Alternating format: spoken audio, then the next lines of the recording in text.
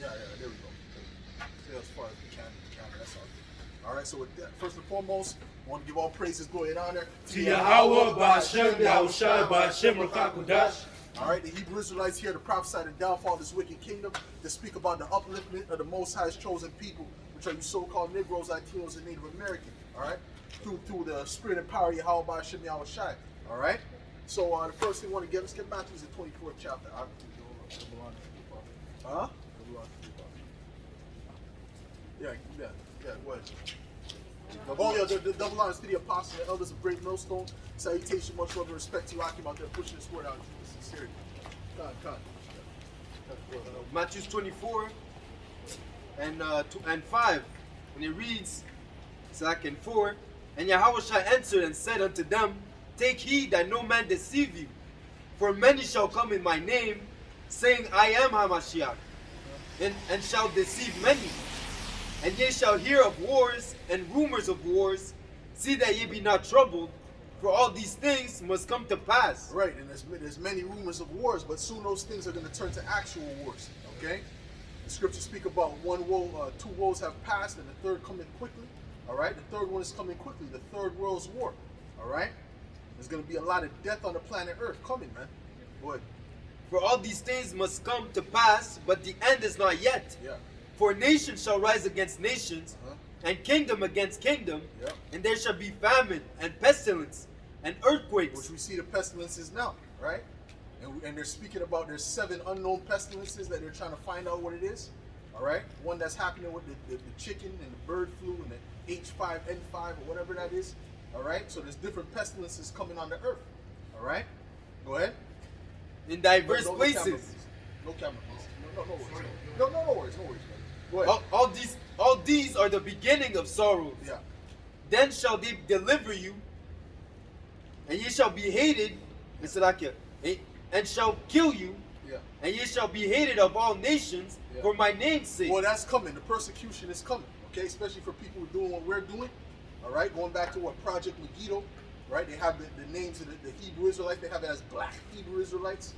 Christians, anyone who believes in the second coming of the Lord, they're gonna actually have you as a terrorist in these times to come, okay? Because they're trying to do away with the understanding of the Bible and the thought process of God. They're trying to do away with all of that, okay? They're going towards science, towards Satanism, all right? That's what they're moving towards, okay? So anyone who's going against that is gonna be known as an enemy to the state. Get Revelations the 13th chapter and the 15th verse. Keep going.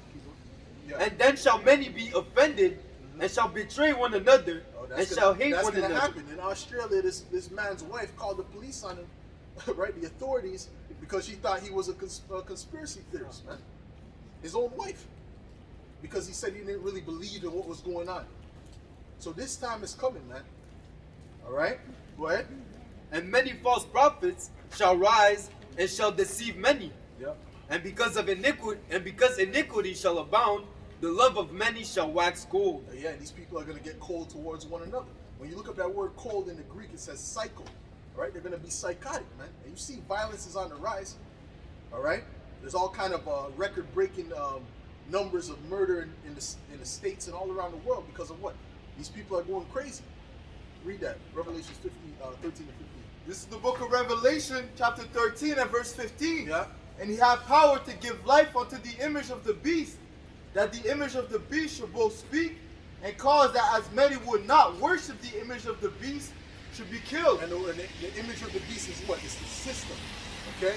So he's causing the people to worship the system, which what's tied behind the system? All kind of idol worship, man. All right? All kind of left-handed idol worship is tied to the system. All right? So he's causing that who would not worship the beast to be what? Should be killed. Right, so they're going to be killed. And when you go into the root of that, it also goes into be separated. There is going to be people that are going to be put to death in these times that are going against the government. When you watch these different dystopian movies like Equilibrium, I was just watching that one. Anything that has to do with dystopia, any dystopian movies, that's what Esau's trying to bring to the society. Just look up dystopian movies. That's what the Edomites and the elites are trying to bring to the society. Okay? As a matter of fact, look up the word dystopia. Look up the word dystopian in Wikipedia. Keep going. Verse 16, and he causeth all, both small and great, rich and poor, free and bond, to receive a mark in their right hand or in their foreheads. Right, that word mark means karagma. That's something physical. That's going to be that digital implant that they're going to be offering to the people. Right. And it's going to be as the solution for all. None of this is going to stop. All these plagues that, it's a new strain, it's a new strain. That's never going to stop until they get the implementation of this MOTB. Okay, right. This digital ooh. All right? Because that is the ultimate goal of the elites. What does it give them? It gives them godlike power. It gives them 100% control. If you make an offense, if they see you, catch you on their camera, you make an offense, boom, it just deducts from your account. You don't got to say no bill. You don't got to go in front of no judge. It's automatically deducted. All right? Go ahead. Verse 17, and that no man might buy, and that no man might buy or sell, save he that had the mark, or the name of the beast, or the number of his name. Right, so no one's going to be able to buy or sell without this particular device. All right? Nobody. So you're going to have to, if you want to get down with this world, if you want to live in this society and be on the grid, you're going to need to take that device. All right? Go ahead. But that's it on that. But get the definition of dystopian, brother. Dystopia, it says, is a speculated community or society that is undesirable. Undesirable to who? To the average person, to the people of the society, not to the elite. The elites are above the grid. All right, they control the matrix. They're above the matrix, man. All right, it's the people that's in the matrix that's gonna be undesirable to. Go ahead. Or frightening. All right, it's gonna be frightening because it's gonna be draconian. All right, you do one wrong thing, you can get caught up and hemmed up, brought to some camp, and they don't gotta give you an explanation, man. Go ahead. Dystopians are often characterized by rampant fear or distress, tyrannical governments. Woo! What? Tyrannical governments. Jump up. Go up to 13 and 10. Go up to 13 and 10. Hold that. This is the book of Revelation, chapter 13. And guess what? They're willingly giving up their rights. You see what I'm saying? And there's a particular quote where it says that if people give up their rights based upon a catastrophe, the government will create catastrophes. Well, of course. Of course there's a new strain. Of course moronic is here. Of course there's a new, the Alpha Omega, the Delta, the Sig Phi. Because that just allows them to get more control, man. Imagine telling somebody 10, not even 10, let's say 4 years ago that you would have a curfew. And they'll tell you you'd have a curfew. I'm a grown man. Yeah. Right? That's why I left my parents' house. But now that's what happened. Yeah, that's that control. Go ahead. The book of Revelation, chapter 13 and verse 10. He that leadeth into captivity shall go into captivity. He that killeth with the sword must be killed with the sword. Here's the patience and the faith of the saints. No, I said 13 and 10? Yeah, you said 13 and 10, but the next point is there. Verse 11. Good. And I beheld another beast coming up out of the earth, and he had two horns like a lamb, and he spake as a dragon. He had two horns like a lamb, but he spake as a dragon. All right? The two horns representing what? His so-called democracy and then his republican. They have those, all throughout the Edomite societies, they have that same concept. All right? In Canada, they call it liberal conservative. It's the same thing as a Republican and Democrat. All right? You got one that's supposedly for the people, and you got another one that's more for big business and, things of that nature. Actually, Amos had something. Go ahead, bro. You lost? No problem. Go ahead. This is Daniel 8 and verse 25. And through his policy also he shall cause craft to prosper in his hand.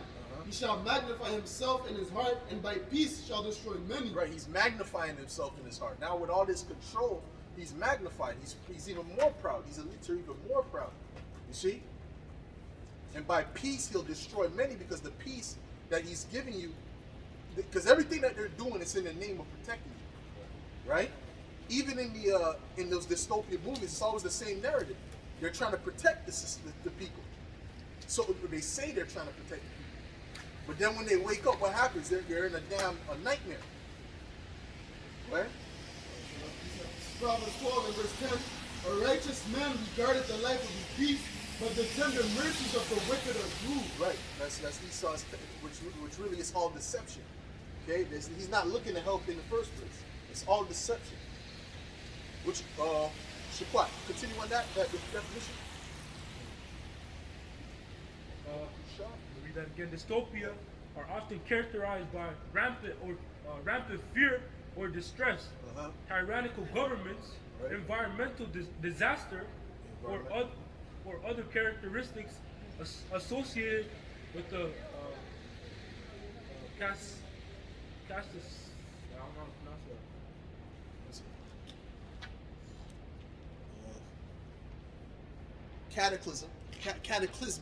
Cataclysmic Decline in society. Yeah, and that's yeah. Go ahead. Despite certain overlaps, dystopian fiction is distinct. And they call it fiction, but it's not the fiction. It's really just the dream of the elites. All right, it's really just the wet dream of the elites. What they wish they could, what they're trying to implement. That's all it is. But they're pushing it as it's a fictional society, which that's what's going on now. You know what I mean? Go ahead. Dystopian fiction is distinct from post-apocalyptic fiction. I'll read that again. From what? Post-apocalyptic fiction. For post-apocalyptic fiction, where you see Esau is trying to create his own apocalypse outside of what the scriptures say, so that he can bring what? Order out of chaos. All right? So he can be like the Most High. Read 2 Thessalonians. We're going to read that in a second. But read 2 Thessalonians 2. Yes. Yeah. 2 Thessalonians 2 and 2. And it reads, verse 3. Spirits now. They're them spirits. Go ahead. The spirits are coming. Go ahead, man. Let no man be deceived. Let no man deceive you by any means. Yep. For that day shall not come, except there come a falling away first, and that a man of sin be revealed, the son of perdition, Yep. who opposeth and exalted himself above all that is called God. Right. That is all that is called the Most High. All right. Everything that's been called over the here, Most High. guys. They exalted themselves above everything that's called the Most High. You see what I'm saying? So ultimately, they're trying to be like the Most High. All right. So this is why they're setting up this society so that they could rule as the Heavenly Father. And you know what? Anything that they offer you in that society, they're gonna take because they don't have shit. So if they offer you, you'll get steak on Tuesday. They'll sell their mother, their grandmother, their children, anything. All right. What you got, bro? This is the book of Ezekiel Chapter 28 and verse 2. Son of man, say unto the prince of Tyrus, thus saith the Lord Yahweh, Yeah. Bashim Yahushai, because thine heart is lifted up, and thou hast said, I am a power, I am a God, I sit in the seat of God, in the midst of the seas, yet thou art a man and not God. Yeah, and the Most High is going to show them that they're nothing but men. All right? When they're hiding in their bunkers, they're going to know that they're nothing but men before the power of Yahweh Shai. All right? That's why they're going to be hiding. There's more on that? Though thou said thine heart as the heart of God. Right. Though you say yourself as the heart of God. Go ahead, bro. Obadiah 1 and 4.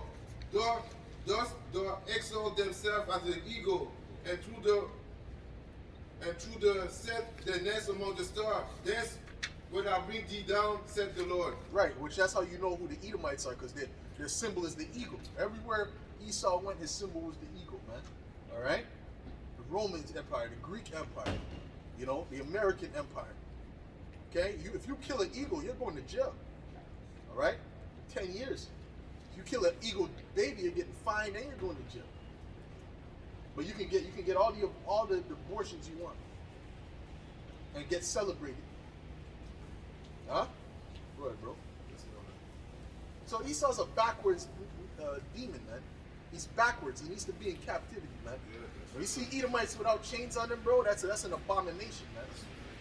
What you got, bro? Ecclesiastes chapter 10 and verse 14. The Lord has cast down the thrones of the proud princes and set up the meek in their stead. Well, that's it. The meek is who? The Israelites, starting with the elect. Go ahead. Isaiah 28 and 9. Will thou yet say before him that slayed thee, I am the Most High? But thou shalt be a man, and no power. in the hand what of you him. say before the face of him that slayed thee. The Most High is beating your ass, right? You got dogs eating you. He's looking at you like, what? Aren't you God? Why don't you tell the dog to leave you? You know? Because the scripture saying, in the fullness of his sufficiency, he shall be in straits. While he's trying to establish his new world order, Heavenly Father's putting pitfalls in front of him, man. He's trying to set up an actual fake plague, right? Which the plague is kind of here, but it's not what they're saying it is. It's not on the level that they're saying it is, bro. 1%, 99% recovery from the beginning. I've been tracking this shit from the beginning. People are, yo, put your gloves on. You remember when they used to wear the gloves? Yo, put the gloves, the mask, the gloves, the big, they lose their mind. And it's constantly pushing the TV. When you put the TV, it's constantly pushing your face. Like if you don't have TV, you won't know there's nothing going on. Right? A true plague, you'll see people you know. Your mother would probably have died. Your grandmother would have died. Someone, many people you know would have died from the thing, bro. All right? You see? But while they're doing that, the Heavenly Father is actually brewing up actual real things that's ready to pop off, right? So you're not going to see the elites.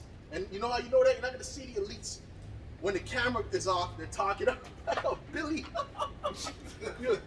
Kissing the, they're all up and close with each other. But supposedly it's supposed to be so deadly, right? And then when the camera's going up, put on the mask. Everyone put on the mask. It's not going to be like that. You see what I'm saying? Because they're going to know there's a real thing out there. You know what I mean? Go ahead, bro. Job 20 and 22. And it reads, in the fullness of his sufficiency, he shall be in straits. Yep. Every hand of the wicked shall come upon him. That's every hand of the laborer. That's these people they're going to realize eventually, which a lot of them are realizing it now that they're getting heft over. But soon these people are not going to what? It's going to go what? Get 2nd Ezra, the 15th chapter. Not regard their king. Get that. You're there already? Go ahead, bro. The book of 2nd Ezra, chapter Go 15, straight to that point I'm talking about. and verse 16. For there shall be sedition among men, and invading one another. Yep. They shall not regard their kings nor princes, and the course of their actions shall stand in their power. Right, they're not going to regard their kings, but they're going to be looking for them kings and them princes too. All right? You're not going to see Justin Trudeau and these guys wait, That's not going to happen no more. All right? Because it's done. Yes. All right? Because it's done. All right? Because it's done. You gotta appease the demons. Because it's done. They're gonna be looking. If they see him walking on the street, they're gonna go for him. That's the time that we're coming to.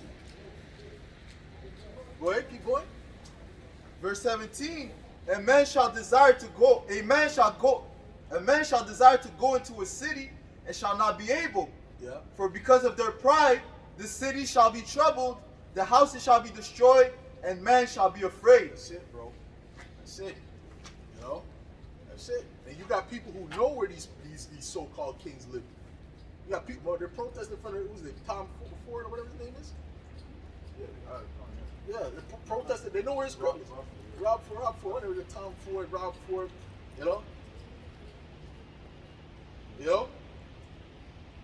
But you're right, Rob Ford. But at the end of the day, they're protesting in front of his. They know where he lives at, right?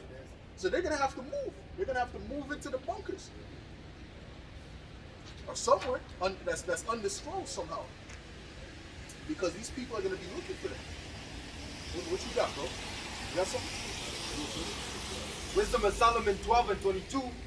Therefore, whereas thou dost chasten us, thou scourges our enemies at 1,000 times more, to the intent, when we judge, we should carefully think of thy goodness. Yeah. And when we ourselves are judged, we should look for mercy. That's it. Go ahead. Luke 21 and verse 22. For these be the days of vengeance, that all things which are written may be fulfilled. Verse 25. And there shall be signs in the sun and in the moon and in the stars, and upon the earth distress of nations, with perplexity, the seas and the waves roaring. Men's hearts failing them for fear, and for looking after those things that are coming. These people's hearts are gonna fail them for fear, man. They're gonna be in fear. And I don't think these elites, there's a time when the elites are gonna be in fear as well, man. You know, you see Evelyn, he's all happy and and everything, you know, he has not a care. They don't even walk with security, they're just walking. Because they know the demons is, you know, protecting them. But ultimately, well, I heard that when there was a certain interview and a person asked Evelyn about the chariots, I heard his face change. He got kind of nervous, like, you know, his countenance changed because they know what them chariots is about. You see what I'm saying? So when they watch us, what do you think they feel? They tremble. They get scared when they see these videos, right? You know, that's why they don't want to see it on the internet, because they don't want to come on the YouTube. They might, you know, they'll come to look at something and they got to see us. They got to hear what we're saying. As Bill, who was the music, Trump, I think he said the prophets of doom. Yeah, what do you think the scriptures is about? There's a scripture, I believe it's in Lamentation. I opened the book, there was lamentation and woe. The book wasn't filled with niceness and goodness. It was filled with lamentation and woe. Go ahead, bro. Let Mahai get this one. This is Jeremiah 30 and verse 6. Ask ye now and see whether a man doth travail with child. Wherefore do I see every man with his hands on his loins as a woman in travail? This is the time that we're coming to, man. Go ahead. And all faces are turned into paleness. Right. You know? It says all faces. So all these people are going to be in distress, man. You're going to see these people walking and, oh, yeah, look at the building. That's done. You're coming to a point where that time is over. All right? It's going to be distress. It's going to be how are we going to eat? How are we going to survive? There's people dying. All right? There's bodies on the streets. Go ahead, bro. The book of Jeremiah 51, the book of Jeremiah chapter 50 and verse 43, the king of Babylon hath heard the report of them, and his hands waxed feeble. Anguish took hold of him, and pangs as of a woman in travail. Yeah. Like we said, there's going to be a time where these kings, these elites, they're going to be in complete fear, man. Right. All right? Just them seeing the chariots, that's making them nervous. All right? But when they start to see certain things that's completely out of their control, and the Lord just doing things just to mess with them, you know? Because the Lord is going to do things just to show them, yo, you're done. You don't have control. I control this, man. Get me Daniel's 4:17, bro. The Lord is doing things to show you, yo, I control this thing, man. All right? There's going to be a time these people can't say, I don't believe in God. Then how the hell did that happen? What was this? Go ahead, man. This is Job 15 and 20. The wicked man travaileth with pain all his days, and the number of years is hidden to the oppressor. A dreadful sound is in his ears. Yes. In prosperity, the destroyer shall come upon him. That's it. In prosperity, when they think they're about to, when they're almost there, man, and they're rushing, they're moving. It's like they're running, right? And the door is there, right? There's a door that's open, but there's 4 pit bulls behind you. And you're running to the door. You're like, yeah, I'm almost at the door, bro. I'm almost at the door. Right? And then a goddamn lion pulls up from the side of the door. Yo, the elites think it's a joke. It's not a joke, man. This is to you Rothschilds, you DuPonts, and you Gettys. Your time is up. All right? Your time is up. The Heavenly Father, the Lord of Terrors, is coming to bring judgment upon you, man. All right? You're going to go from riches to worse than rags, man. You see? What you got, bro? Apocalypse 6 et 15. Les rois de la terre, les grands, les chefs, militaires, les riches, les puissants, tous les esclaves et les hommes libres se cachèrent dans les cavernes et dans les rochers des montagnes. Yeah, they're gonna go to their retreats, you know, for se cacher, you know. But we're gonna go get them, man. Right. We're gonna go get them. You see, even though they try to hide, we're gonna go grab them up. There's more of that, right? 16. Et il disait aux montagnes et aux rochers, tombez sur nous et cachez-nous devant la face de celui qui est assis sur le trône et devant la colère de l'agneau. Huh? Yeah, dans les bunkers, right? You know, these elites have bunkers. They show, you know, they cités qui sont en dessus de la terre, okay? So, il va essayer de cacher et nous, on va aller chercher, man. Okay? Même dans l'eau. Dans l'eau, ça va être le Léviathan qui va cogner sur la porte. Alright? Go ahead, bro. Wisdom of Solomon 5:1. Then shall the righteous man stand in great boldness before the face of such as have afflicted him. That's what we're doing. We're standing in great boldness, man. All 12 tribes, man. All right? We're standing in great boldness, man. And telling them to their face what's getting ready to happen. You see? You got people that are scared to speak about the truth, you know? Especially in the open. All right? They got the truth. They got this word, but they're afraid to come out in the open with it. Well, the Lord is not going to protect you in that time. All right? It says, he that confesses me before men is who I'll confess before my Father. Not those that were scared to confess me. Go ahead, bro. This is a little more close. And made no account of him and his labors. When they see it, they shall be troubled with terrible fear, and shall be amazed at the strangeness of his salvation, so far beyond all that they looked for. Yeah, they're gonna be amazed, man. Go ahead. This is the book of Wisdom of Solomon, chapter 6:1. Hear therefore, O ye kings, and understand. Learn ye that be judges of the ends of the earth. Give ear, you that rule the people, and glory in the multitude of nations. For power is given you of the Lord, and sovereignty from the highest, who shall try your works and search out your counsels. Because, being ministers of his kingdom, you have not judged the right, and not kept the law, nor walked after the counsel of Yahweh. Bashim Yahushai. Horribly and speedily shall he come upon you, for a sharp judgment shall be to them that be in high places. Right, a sharp judgment, man. Sharp. It's gonna be quick. And it's gonna pierce. You know? But you see these things are happening fast. They're moving quick. They've seen things, man. The elites have seen things. That's why they're moving the way they're moving. For mercy will soon pardon the meanest, but mighty men shall be mightily tormented.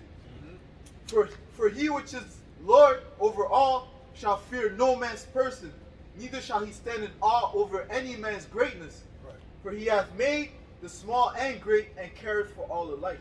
Get the vile person shall no more be called liberal. Go ahead, bro. This is Wisdom of Solomon 17 and verse 2. For when unrighteous men thought to oppress the holy nation, they being shut up in their houses, the prisoners of darkness, and feathered with the bonds of a long night, lay there exiled from the eternal providence. For while they're supposed to lie hid in their secret sins, they were scattered under a dark veil of forgetfulness, being horribly astonished and troubled with strange apparitions. Yeah, read that again. Come on. Go to the top. Yeah, read from where you started. Wisdom of Solomon 17 and verse 2. For when unrighteous men thought to oppress the holy nation, they being shut up in their houses, the prisoners of darkness, and feathered with the bonds of a long night, lay there exiled from the eternal providence. For while they supposed to lie hid in their secret sins, they were scattered under a dark veil of forgetfulness, being horribly astonished and troubled with strange apparitions. Well, that's it. You know, because another thing, right? When you look at Pontius Pilate's wife, right?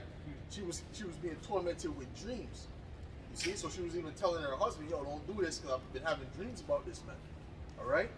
So these elites, the Heavenly Father is going to torment these elites, and He's already tormenting them now. That's right. All right, to a certain degree, but it's going to increase. All right, it's going to increase. Many Edomites have heard this word, and you know, they're ready to go to the top, the highest building, and take a leap of faith, man. You know, they want to end it all, man. You see, because this word is what pierces their spirit. You know. Go ahead, bro. Verse 4. For neither might the corner that held them keep them from fear, but noise of waters falling down sounded about them, and sad visions appeared unto them. With Right. You might be sleeping, and you thinking of water, you think you're getting flooded, and you're waking up, and it's just the Heavenly Father tormenting you, messing with you, man. You see what I'm saying? What do you call that? Paralysis, sleep paralysis. Right. But they might be actually saying shit. You know you're going into slavery, right?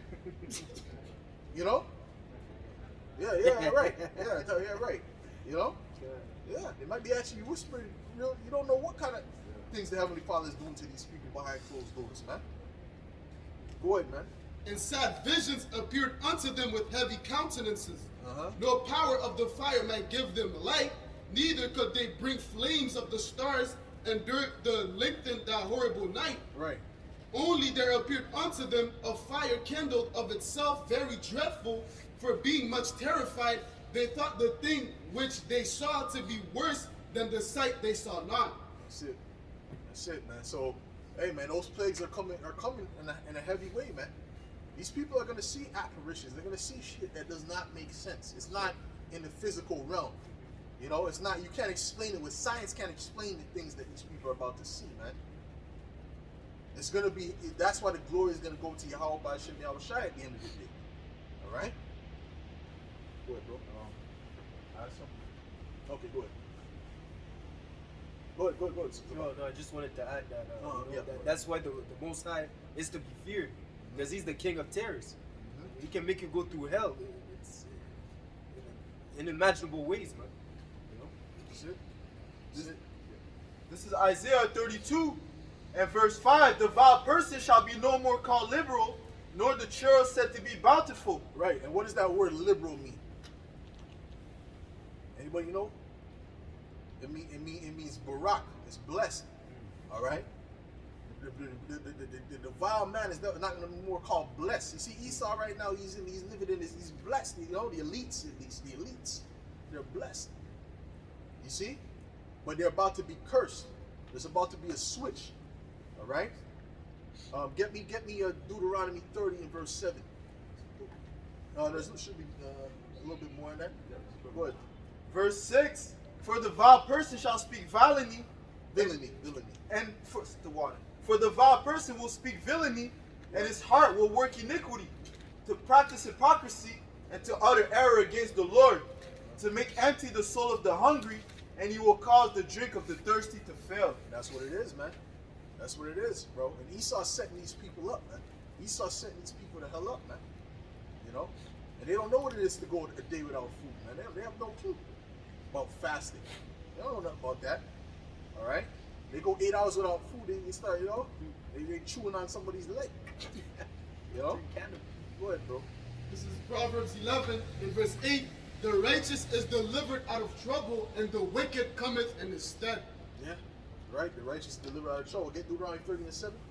Go ahead. Deuteronomy 30 and 7, and it reads, And the Lord thy power will put all these curses upon thine enemies, and on them that hate thee, which persecuted thee. Right. Because look at this. Look at it this way, right? Back in the 1900s, the Edomites weren't living like this. They weren't living like the way Jake is living. A rat race and all this. Esau was living good, to get free land. There was a time when Edomites were actually getting free land. You understand?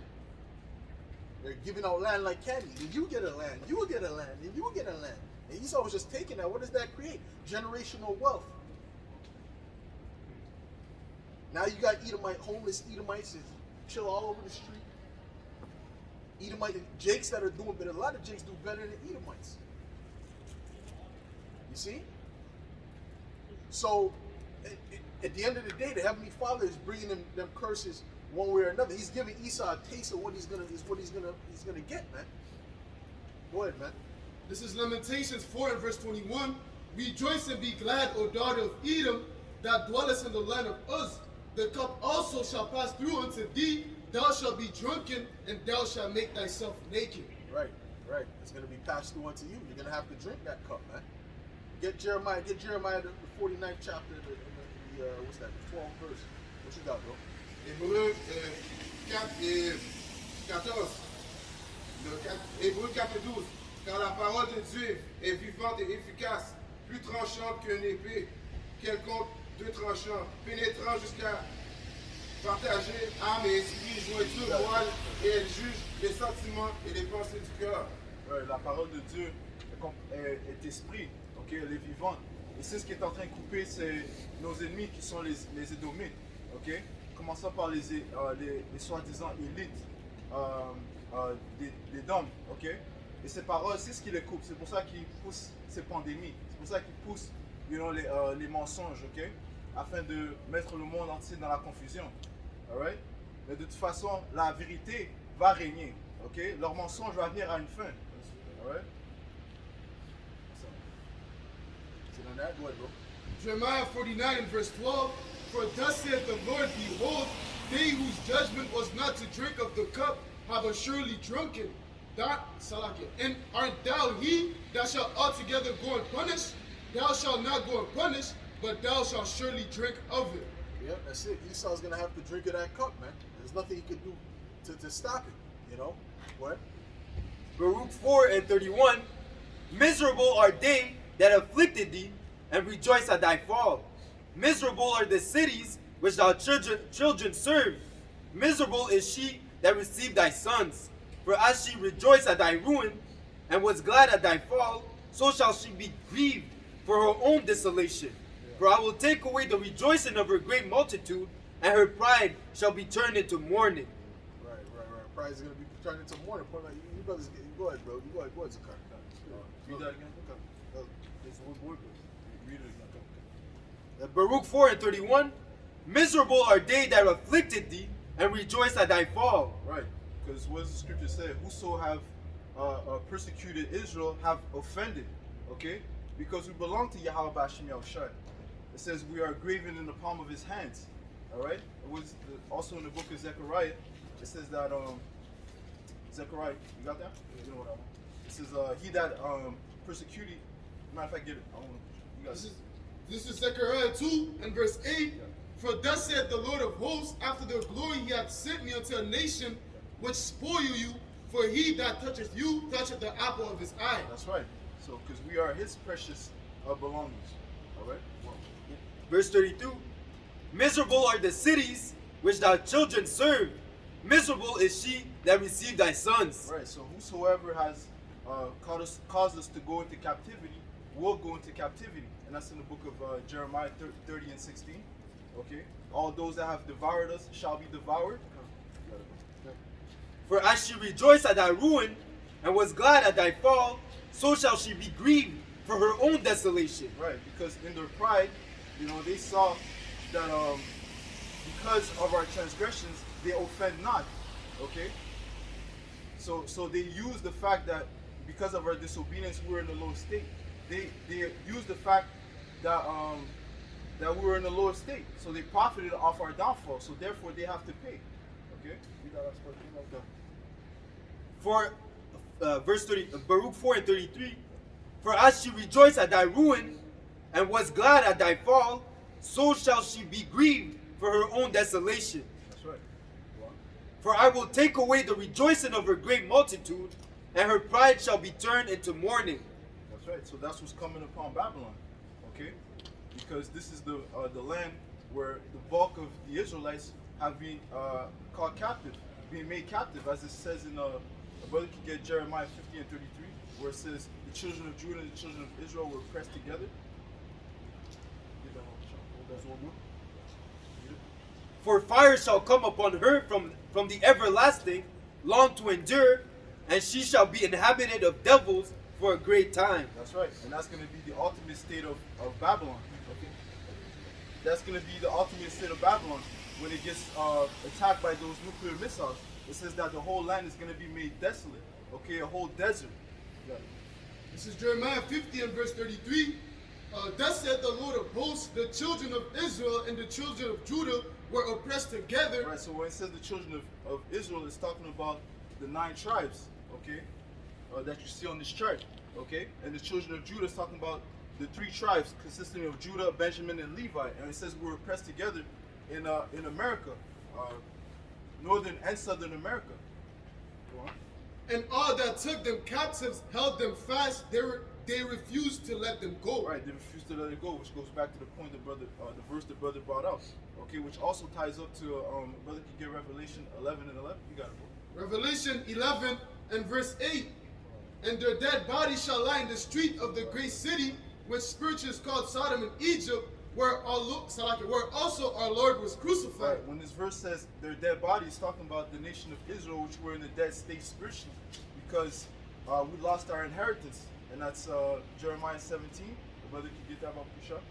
Okay, we lost our inheritance, and now it all goes back to our disobedience. You see, the nation of Israel is known as a rebellious nation, okay? And since we're tied in to our power, Yahweh Bashim Yahushai, we have to obey the law, statutes, and commandments in order to prosper as a nation. And that's what sets us apart from all these other nations. That's mentioned in the book of Deuteronomy, the fourth chapter, okay, where the Lord said, "I've given you statutes and laws," and that's what separates us from these other nations. All right. So going back to the point, it says our dead bodies were lied in the great city. Talking about the great city is Babylon. Okay, it's Babylon, and we're in a dead state, man, until our Lord give us His Holy Spirit. This is Ezekiel.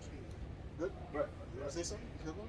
All right. This is Ezekiel 37:7. It says, "So I prophesied as I was commanded, and as I prophesied, there was a noise, and behold, a shaking, and the bones came together, bone to his bone. And when I beheld, lo, the sinews and the flesh came up upon them, and the skin covered them above, but there was no breath in them." Right. So that's the effect of the words of Yahweh Bashim Yahushua. It's putting the members back and forming that body. Okay, and that body is consisting of the elect of the nation of Israel ultimately. And who's the head? Yahushua. Okay, and we are made alive through the words, as the brother brought the book of Hebrews 4:12. Okay, that's the healing process. The word is a healer. Okay. Yep, that's it. It says, "Then said he unto me, prophesy unto the wind, prophesy, son of man, and say to the wind, thus saith the Lord power, come from the four winds, O breath, and breathe upon these slain, that they may live. So I prophesied as he commanded me, and the breath came into them, and they lived and stood up upon their feet, an exceeding great army." All right. So, well, another thing too is that a lot of these Israelites, they prophesy, but they don't have the breath, and that's the main key ingredient to really be pushing out the right word. All right. Matter of fact, get me with a little leaven the whole lump, because listen, you could be having most of it right. When you're off on one thing, you're off on multiple things. I never seen a camp that was off on one thing, wasn't off on multiple things. All right. If they teach Cornelius was an Israelite, they teach something else that's off. They don't teach about the MOTB. You see? Oh, whoa, guess what? GOCC, they teach about the MOTB. They say that it's the device. But they also teach that Edomites can make it. Right? They also teach about mermaids. They also took a whole tribe out and put the Japhites in replacement. The Polynesians. All right? Right. Well, and that's extremely important. You see? So if they're off on one thing, they're off on many things. Because why? They don't have the breath. Go ahead, bro. Galatians 5:9, a little leaven, leaveneth the whole lump. Right, a little leaven leaveneth the whole lump. Jump in when you want to jump in, bro. All right, a little leaven leaveneth the whole lump, man. You see what I'm saying? So if you're off on one thing, and guess what? You're off on multiple things, man.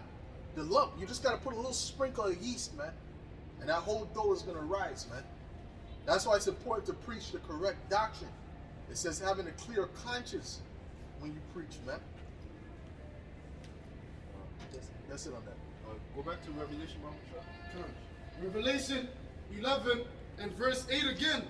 "And their dead bodies shall lie in the street of the great city, which spiritually is called Sodom and Egypt, where our Lord was crucified." Right, so this great city Babylon is spiritually called Sodom and Egypt, because the same abomination that they were doing in the days of Sodom and Gomorrah, in the days of Egypt, okay, in the days of ancient Babylon, are the same wickedness that's being done here today, okay, and it's being promoted at a high level, okay. And it says, wherein also our Lord was crucified, because they ultimately tried to destroy the character of our Lord Yahushua, okay, by changing the doctrine, for instance, okay. Esau's responsible for changing the doctrine. You know, he has put there's many spies, okay, that he's trying to infiltrate in different camps, okay, in order to pervert the doctrine of Yahweh Bashim Yahushua. But guess what? They're gonna be rooted out, man. Like, because once again, wisdom will excel over folly, man. Okay, and light will excel over darkness. This is Isaiah 3:9, because you mentioned about how this is like America's like Sodom. It says, the shoe of their countenance does witness against them, and they declare their sin as Sodom, they hide it not. Woe unto their soul, for they have rewarded evil unto themselves. All right? Right. You know? Go ahead, bro. Right, because they declared their sin as Sodom, because what's being promoted, man? Okay, homosexuality is running rampant, man. Okay, especially the last few years, man. You can't spend a day without seeing a guy with nail polish, man, in his fingers, man. You know, and what does it say? The brother's gonna get Deuteronomy 32. It says their vine is the vine of Sodom, and what it say? Vine is talking about their ideology, their philosophies, man. They promote sodomy. Okay, and guess what? It has affected the nation of Israel. Okay, what does it say? The righteous is more excellent than his neighbor, but the ways of the wicked seduces him. Okay, it also says that the heathen have forwarded the affliction. Okay, here it is. We're stuck in this in that Greek city. Okay, and they're forwarding the affliction by promoting all sorts of abomination. The only way we could have got out of this dead state was by the spirit of Yahweh Bashim Yahushai. That's why we constantly have to thank Yahweh Bashim Yahushai. Okay? You got that? Yeah. Deuteronomy 32 and 32, and it reads, for their vine is of the vine of Sodom, and their fields of Gomorrah. Their grapes are grapes of Gal. Their clusters are bitter. That's right. So all that they promote is poison. Knowing that, once again, we're tied into our power.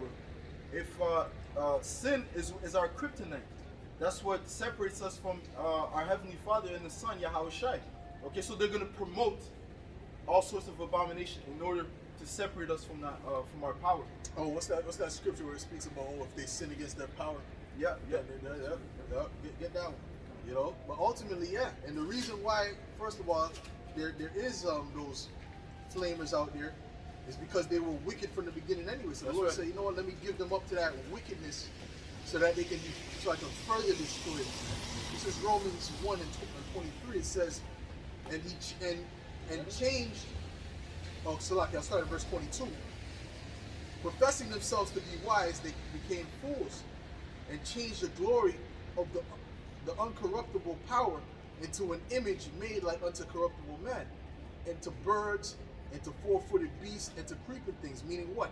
They were following after other gods, other philosophies, man. Another way. All right? And it says, wherefore the Most High also gave them up. So he said, okay, you want to follow after another way? Let me give you up to some more uncleanness, man.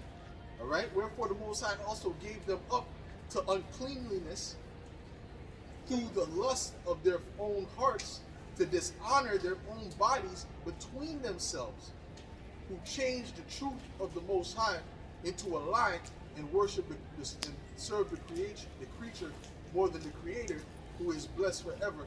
Amen. For this cause the Most High gave them up unto vile affections. And guess what? When you do those vile affections, that affects your spirit forevermore, man. All right? That's not just something. Unless the Most High have some major mercy on you, man. Your spirit is basically destroyed. See, a lot of them people that turn into those things, really they've been touched when they were kids, man. You see? A lot of people you see, they really were touched when they were kids, man. And they grew up and they do the same shit. You know? Because their spirit is broken. You know? It says for even their women, they change their natural use into that which is against nature. Right? Well, there's another scripture where it says, a broken spirit who can bear. Get that? Because the Most High said, oh, you got it? Read that, brother. Read that. The book of Proverbs, chapter 18 and verse 14. The spirit of a man will sustain his infirmity. Right. But a wounded spirit, who can bear? A wounded spirit who can bear. The Heavenly Father wounded their spirit. That was a strategical strike. All right? When you do wickedness, when you go against the Heavenly Father has strategical strikes that he can set up against you, man. All right? This is why it says don't fear him that can kill the body, but fear him that can kill the body and soul in hell, man. It doesn't mean a place where you burn forever, like Hades. All right? It's actual condition upon the earth. All right? So this is what these people don't get. It says, That was it on that. That was it on that. Here, hold this. You sure? That phone's a bit. Brother has a faster. You have a faster phone. Yeah, that phone's a bit messed up. Huh? I've been doing a lot of lives. You've been doing a lot of lives, so it's kind of okay. God, go ahead, bro. Read what you got, bro. 2 Thessaloniens 2 et 11.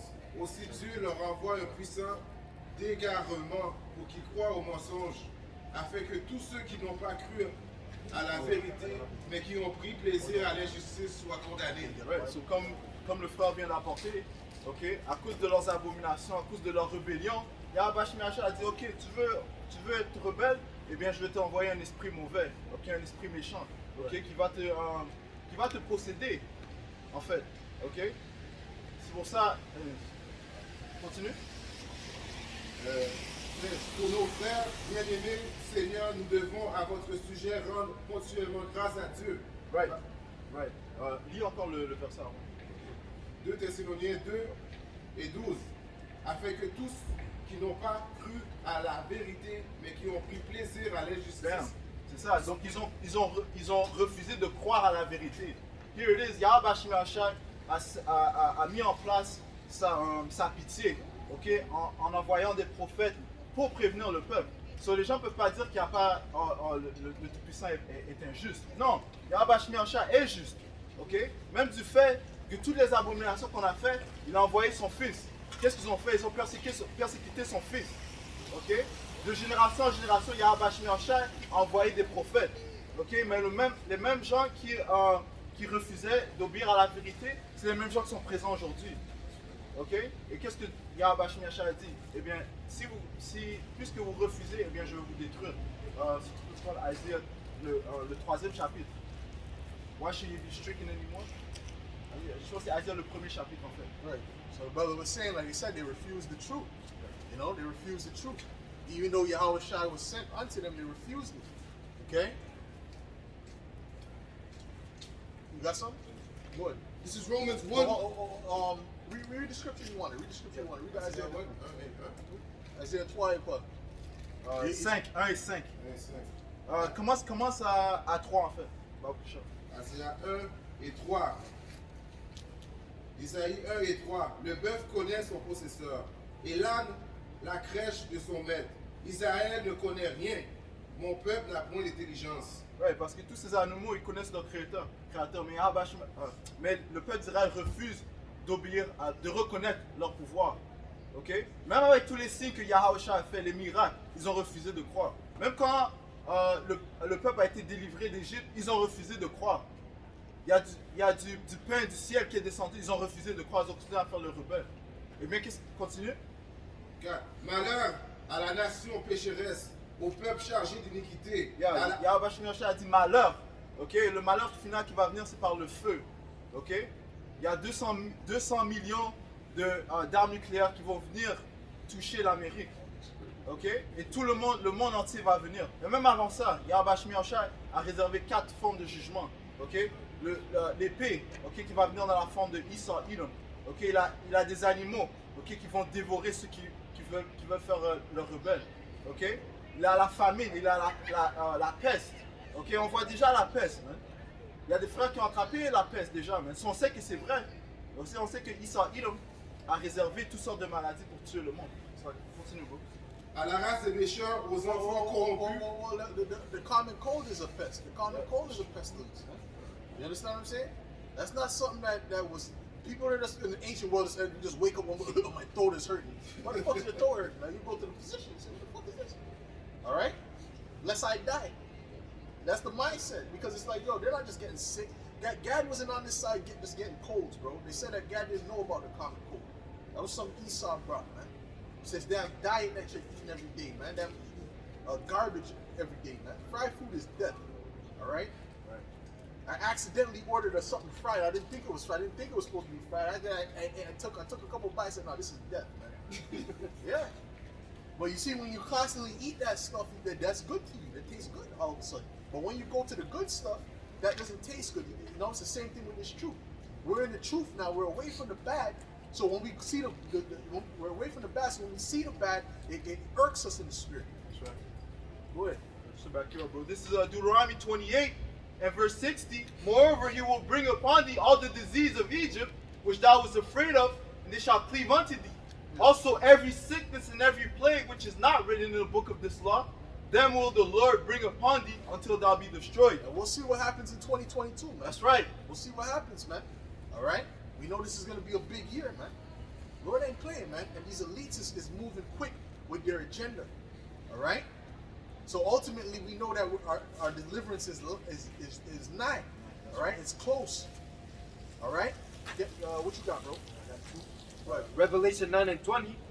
And the rest of the men which were not killed by these plagues, yet repented not of the works of their hands, that they should not worship devils and idols of gold and silver and brass. Well, we had an example last week, man. Those dudes, that's the enemy. Yahushua is their enemy, man. All right? Which that makes them our enemy, man. That's right. At least they repent. All right? If they don't, then guess what? When Yahushua comes back, say, oh my, shoot, the people in those things, oh my, it's him. You know? The enemy. Yeah. All right? So, and at the end of the day, these people, a lot of people are not going to be down with it, man. They're not going to be down with it. Because their whole mind, they're waiting for Cesare Borgia. Or Muhammad. Neither of those people are coming back. All right? They never existed. The image that they painted of them never existed to begin with. Go ahead, bro. Revelation 16 and 9. And men were scourged with great heat, and blasphemed the name of the Most High, which had power over these plagues, and they repented not to give him glory. Yeah, they ain't gonna repent. They're gonna go harder with their witchcraft. They're gonna try to consult. You know. They don't think that the witches are gonna get into the bunkers, man. They want their witches there. They want the witches. They want the familiar, the ones who consult with familiar spirits. They need some communication to the left hand. All right. Go ahead, bro. Daniel 12 and 10. Many shall be purified and made white and tried, but the wicked shall do wickedly, and none of the wicked shall understand. It says that favor be shown to the wicked that will not learn righteousness. Esau can't learn righteousness. He cannot be righteous. That's right. All right. You can give Esau the laws. You can say, listen, I will give you the earth forever as long as you do righteousness forever, and it won't work. He was not created to learn righteousness. He was not created to submit. All right. But he will submit. He will submit. All right. He will submit. He ain't gonna have a choice to submit. What choice is he gonna have? Go ahead. This is the book of Jeremiah, chapter 13 and verse 23. Can the Ethiopian change his skin, or the leper his spots? Then may ye also do good that are accustomed to do evil. Right. He's accustomed to, it's in his spirit to do evil. Man, it says this, they're estranged from the womb. They go as soon as they be born, speaking lies. So as soon as they come out the womb, that evil spirit is within them, man. That's right. Go ahead. This is Hebrews 12 and verse 16. Lest there be any fornicator or profane person as Esau, who for one morsel of meat sold his birthright. For ye know how that afterward, when he would have inherited the blessing, he was rejected, for he found no place of repentance, though he sought it carefully with tears. The Heavenly Father doesn't like you Edomites, man. That's right. The Heavenly Father, Yahweh Shem Yahshua, he don't like you, man.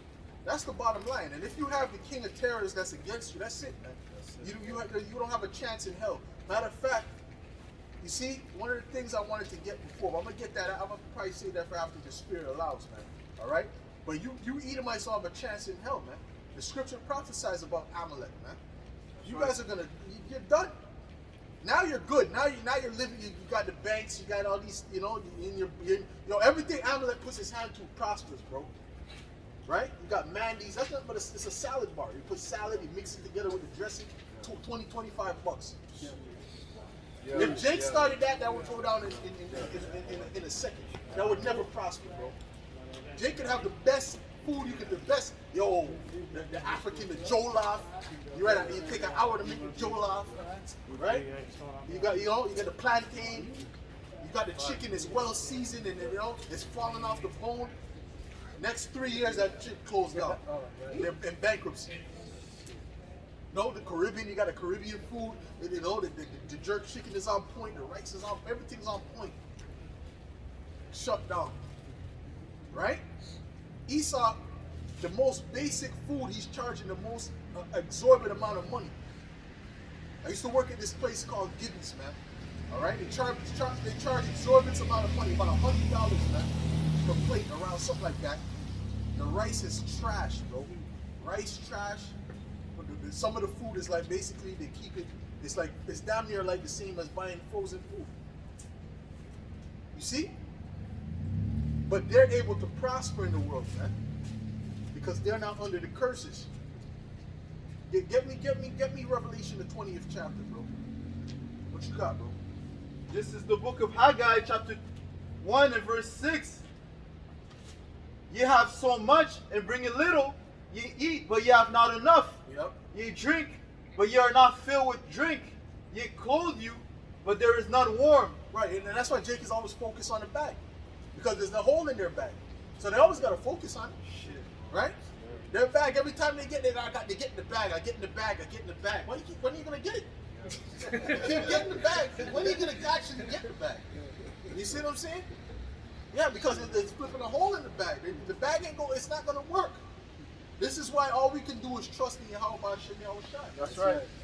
Right? And as a matter of the Lord, you could get the bag, and the Lord is still having where the bag just disappears. Right? At a point where I thought I damn near had the bag. And then, you know what I'm saying? And then the Lord use some spiritual power. Boom, boom, the bag gone. Because why? The Lord, but you have to learn from every tribulation you go through. You got to learn from it. The Lord is going to teach you to depend on Him, not the bag. Go ahead, bro. What did I ask for? Revelation 20. Revelation 20 started from 2.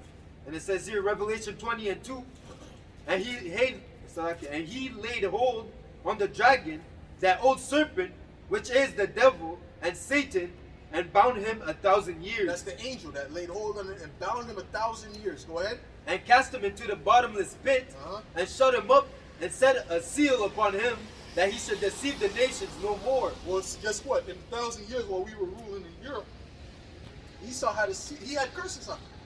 All right? He couldn't get up on a high level. No matter what he tried, there was no way he could get up on, and he was trying, bro. He was trying to slither in there. He was trying to deceive. He was trying. But he couldn't do it because the Lord had a spiritual seal upon him, a spiritual chain about him, man. But right now, the Israelites, we have a spiritual chain about us, man. We got Deuteronomy the 28th chapter. We have a spiritual chain around us, man. Go ahead, man. This is the book of Jeremiah, chapter 5 and verse 22. You damn near can't blame him because it's damn flipping, it always changes. Go ahead, man. Jeremiah 5 and 22. Fear ye not me, said the Lord. Will ye not tremble at my presence, which hath placed the sand for the bound of the sea, by a perpetual decree, that it cannot pass it? And though the waves thereof toss themselves, yet can they not prevail. Yea, though they roar, yet can they not pass over it. What else you got? You got something else? Okay, just got some? Yeah, go ahead. Just for the fact that if the Lord set the bounds, you can't pass over the bounds that the Lord has set up. So right now there's a bound. We're under curses. We can't prosper in this world. That's how the Lord set it up. And just like back during the Dark Ages, Esau, no matter what type of witchcraft he was trying to work, he couldn't go over. He couldn't get out of that situation. All right, he was in a situation of a serf, and that's why they tried to destroy all those images, because that reminds them of that. They're ashamed of that time. You see, that's why they say it's the Byzantine, which means backwards. The Dark Age, there was no knowledge, nothing happened there, nothing to record. That's nonsense. Nothing to see. All right, nothing to see here. All right, but they got all them dark. If you go to the Russian icon, all them dark images with afros. You're like, what the hell is this? Because they didn't teach you that, because they were ashamed of that history. What you got, bro? Ecclesiastes 7 and 13. Yeah. Consider the works of the Most High. Yeah. Who can make that straight which he had made crooked? Daniel's the 4th chapter and 17th verse. Yeah. Who can make that straight? Which is what? Crooked. Which is crooked. And Esau was made crooked. That's why he's called the Crooked Serpent. All right. He can't get straight. It's impossible. Certain people were created to be righteous. Certain people were created to be wicked. It's a big movie. All right. The elite. You think the Rothschilds can be righteous? You think the DuPonts can? You know, the banking families, you think they're going to turn, oh no, you know what, let's just give everyone a good amount of money. Let's stop world hunger. Because they could do that very easily, man. That's right. They got so much money, bro. They're liquid, bro. They got hundreds of trillions. All right? They said that that family's worth hundreds of trillions. There's 8 billion people on the earth. They can literally give every person $1 million and it wouldn't even affect their bank account. Literally. But they're not going to do that because they were not created to do that. That's right. All right? Matter of fact, they actually like to see people suffer. They actually get off on that. You remember the movie Solo? Yeah. They like that shit, bro. The movie Squid Games, that's actually how the elites, that they actually do shit like that. That's not, you know, and they made sure it was Edomites. They didn't put Moabites as the people coming, right? It was the Edomites that was coming. Those are the elites. Go ahead, bro. Proverbs chapter 4 and verse 16. They sleep not except, but they sleep not except they have done mischief. Right, they sleep. They can't even have a good night's sleep. That's what people talking to Esau, how can you sleep at night? Yeah. And I remember I see this, I don't remember what it was. He's like a baby. Yo, man. What the Edomite said, I was cracking up, bro. Because that's the mentality of Esau, bro. But they don't get that. They can't comprehend that. Go ahead. Their sleep is taken away unless they cause some to fall. Woo. So when you look into the concordance, it says robbed. When it says taken away, it says robbed. So Yahweh Shemashah robs them from their sleep unless they make somebody fall. Yeah, of course, of course. Well, of They have course. to do their quota. Yeah. It's in them to do wickedness. Go ahead. Verse 17. But they eat and drink, Salakia, but they eat the bread of wickedness and drink the wine of violence. Yeah, but that means they're all about that, right? Like we drink the wine of this truth, right? The bread of Yahweh Shai. We're all about Yahweh Shai. That's right. Okay? Everything we do in our daily life is we got to be thinking about Yahweh Shai. That's what it says. Make sure, you know, you consider the Lord in all your thoughts. All right? Consider him in all your ways, roughly paraphrasing that. All right? But them, they consider wickedness in all their ways. Go ahead. This is Romans 9 and verse 21. Have not the potter power over the clay of the same lump to make one vessel unto honor and another unto dishonor? Yeah, so the Lord has created, He has fashioned both vessels. One vessel of honor, another vessel of dishonor. The vessel of dishonor ultimately was set up in order for destruction. That's mentioned in Proverbs 16. Yeah, Proverbs 16 and 4 says that He has reserved the wicked for the day of evil. Okay, and go on with that, bro. You got it.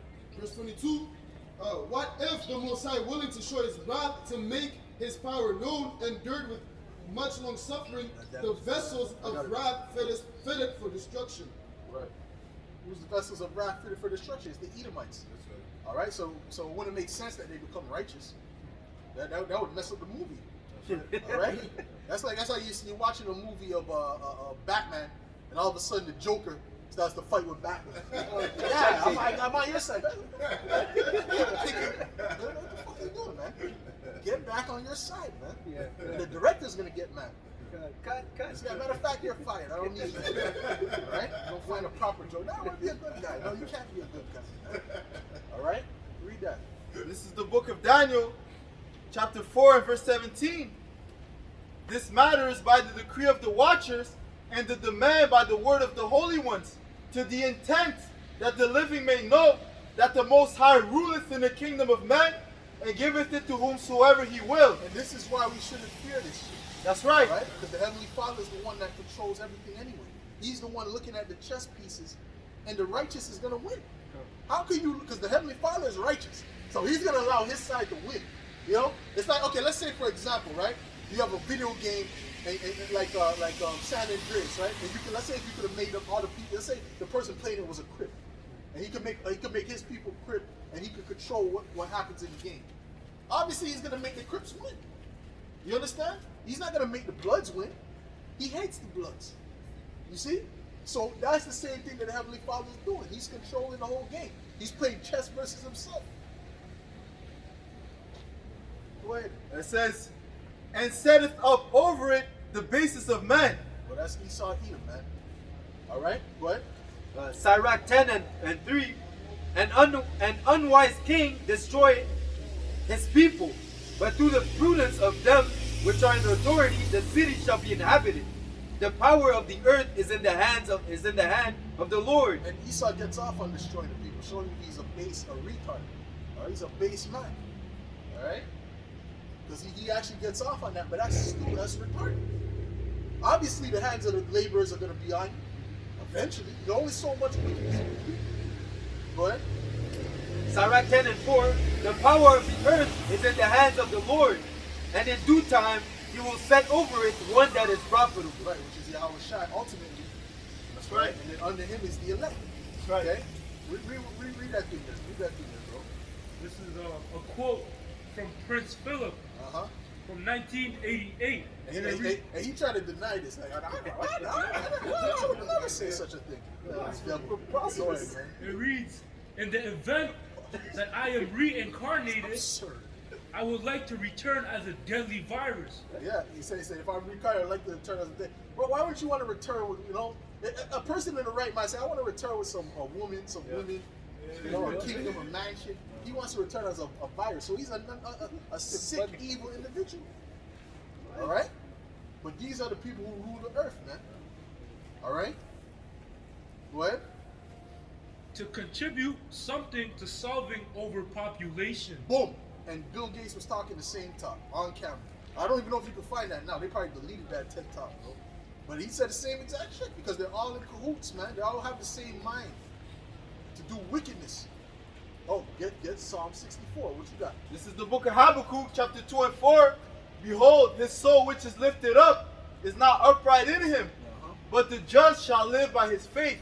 That's it. Yet also because he transgressed by wine, he is a proud man, neither keepeth at home, who enlarges his desire as hell, and is as death, and cannot be satisfied, but gathereth unto him all nations, Right. and heapeth unto him all people. He gathereth all nations, heaping up them all people to what? And then what happens with them?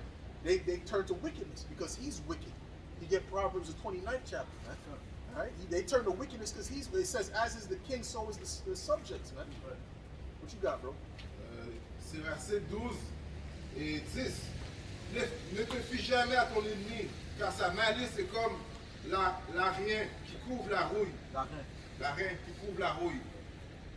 Right. So on peut pas avoir confiance dans notre ennemi, hein? Ok? Parce qu'il va faire quoi? Si tu as un ennemi, qu'est-ce qu'il va faire? Est-ce qu'il va donner toi l'avantage? Non, il va donner toi une position pour être détruit. Ok? Tu comprends? Parce que lui, si vous êtes en opposition à lui, son défi, c'est opposition de tes défis, man. That's right. All right? So his goal is going to be completely out. We want the earth to be at peace. We want the earth to flourish. We want righteousness to flourish. They want wickedness to flourish. All right? Yeah. And he wants people to be in perpetual oppression. All right? Eventually, the heathen are going to be okay after they get their ass beat. Okay? Go ahead. Psalm 64:1. Yes. Hear my prayer, O Yahweh B'Hashem Yahushai. In my prayer, preserve my life from fear of the enemy. Right. Hide me from the secret counsel of the wicked, from the insurrection of the workers of iniquity, Yeah. who whet their tongue like a sword, and bend their bows to shoot their arrows, even their bitter words. Even their bitter words, man. All right, that's what they're doing, man. They're setting up their arrows, setting up their bitter words, man.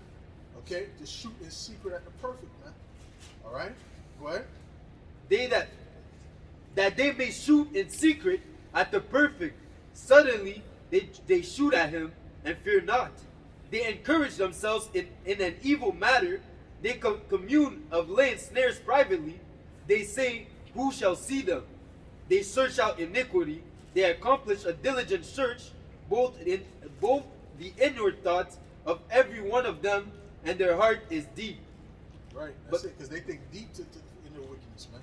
They're not thinking like how the average Edomite is thinking. Man, I'll fire that guy. Man, I'll fire. Yeah, you your kind. You know, he's on a low level with racism.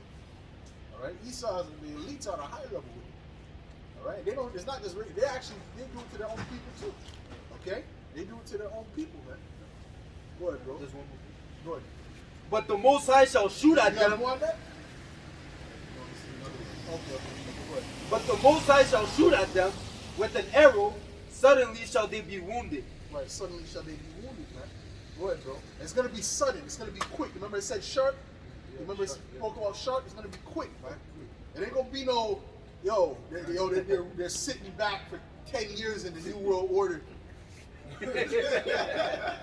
President shocking people with a microchip. No, they won't. Nah, bro. Nah, you know what I'm saying? Nah, bro. It ain't gonna be that much, bro.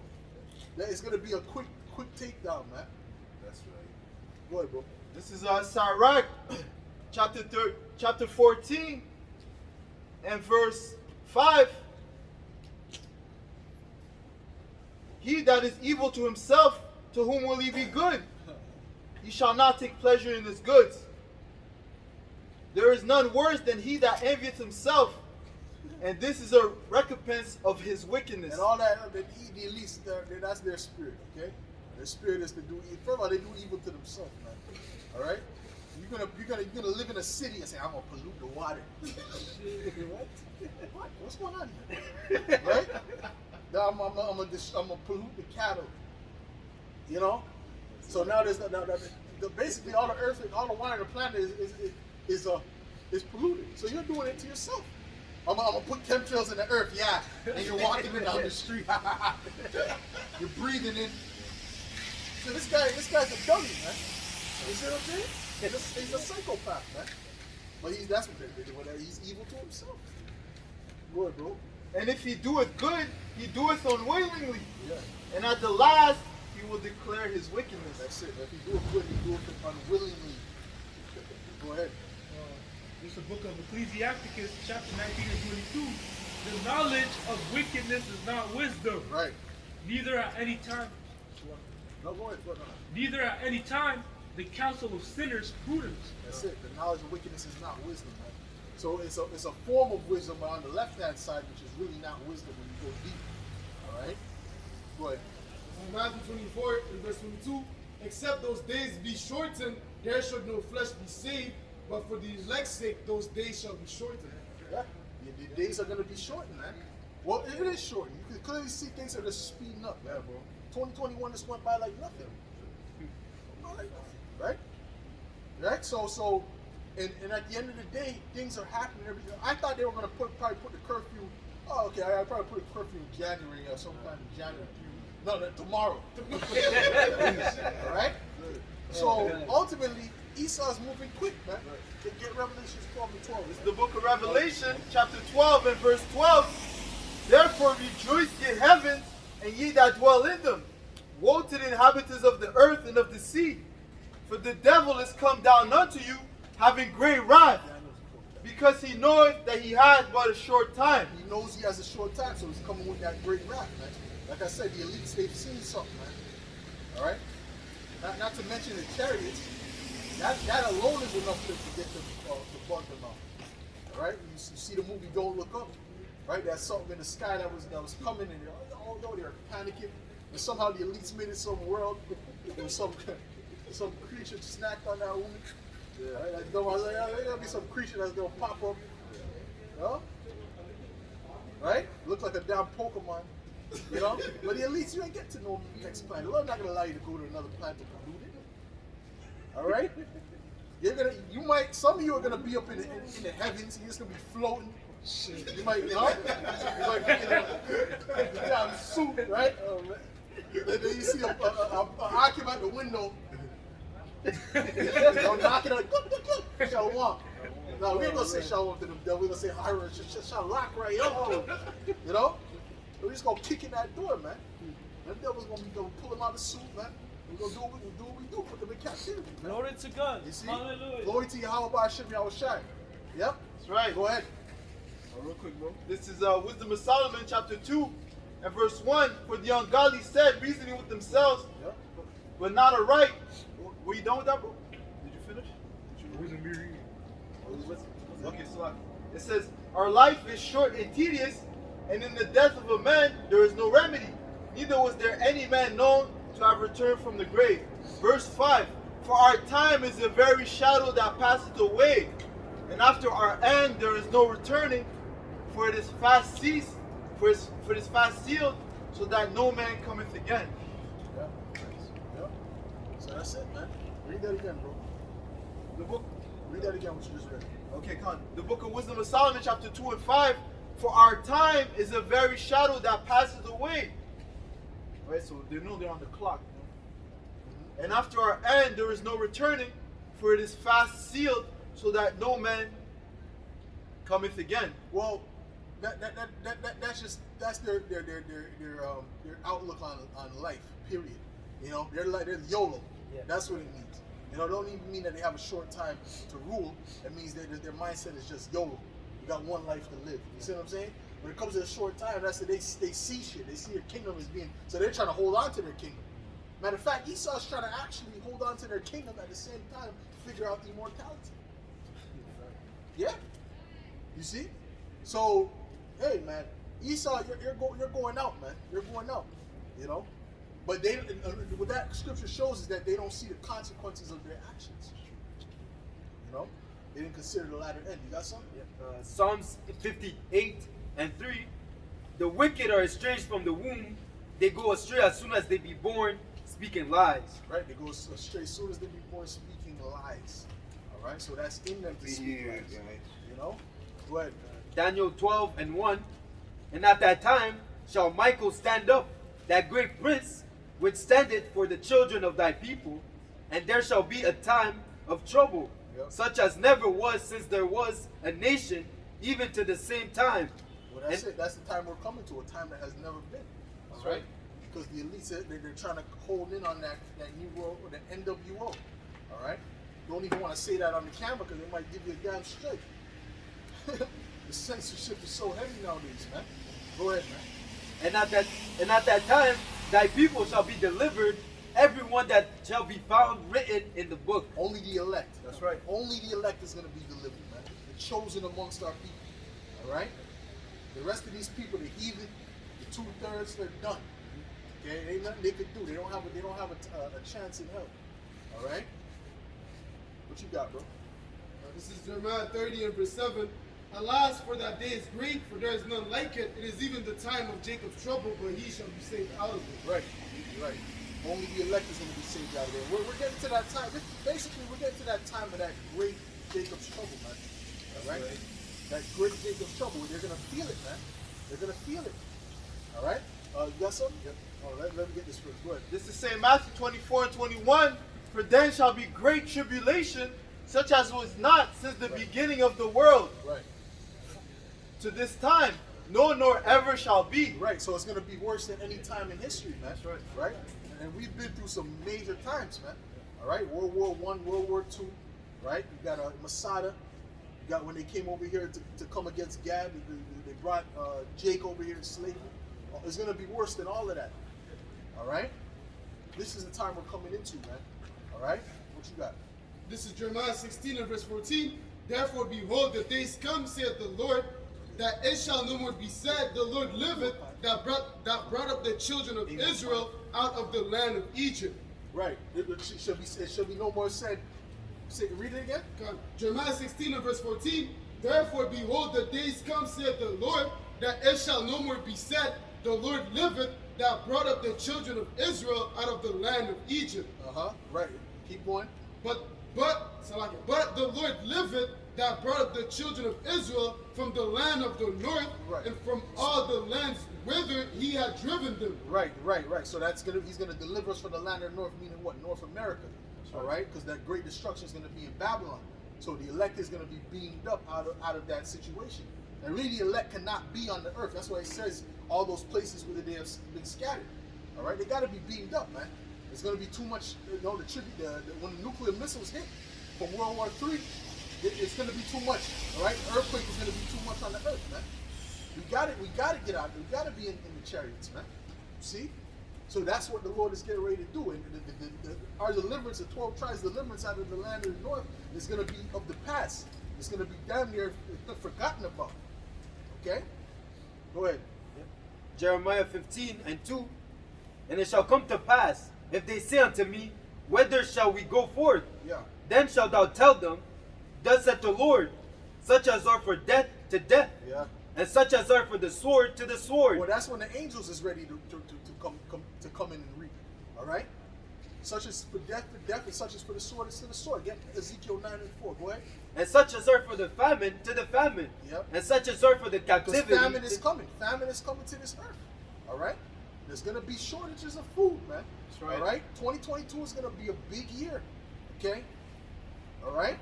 So you better just be ready in the spirit. Okay?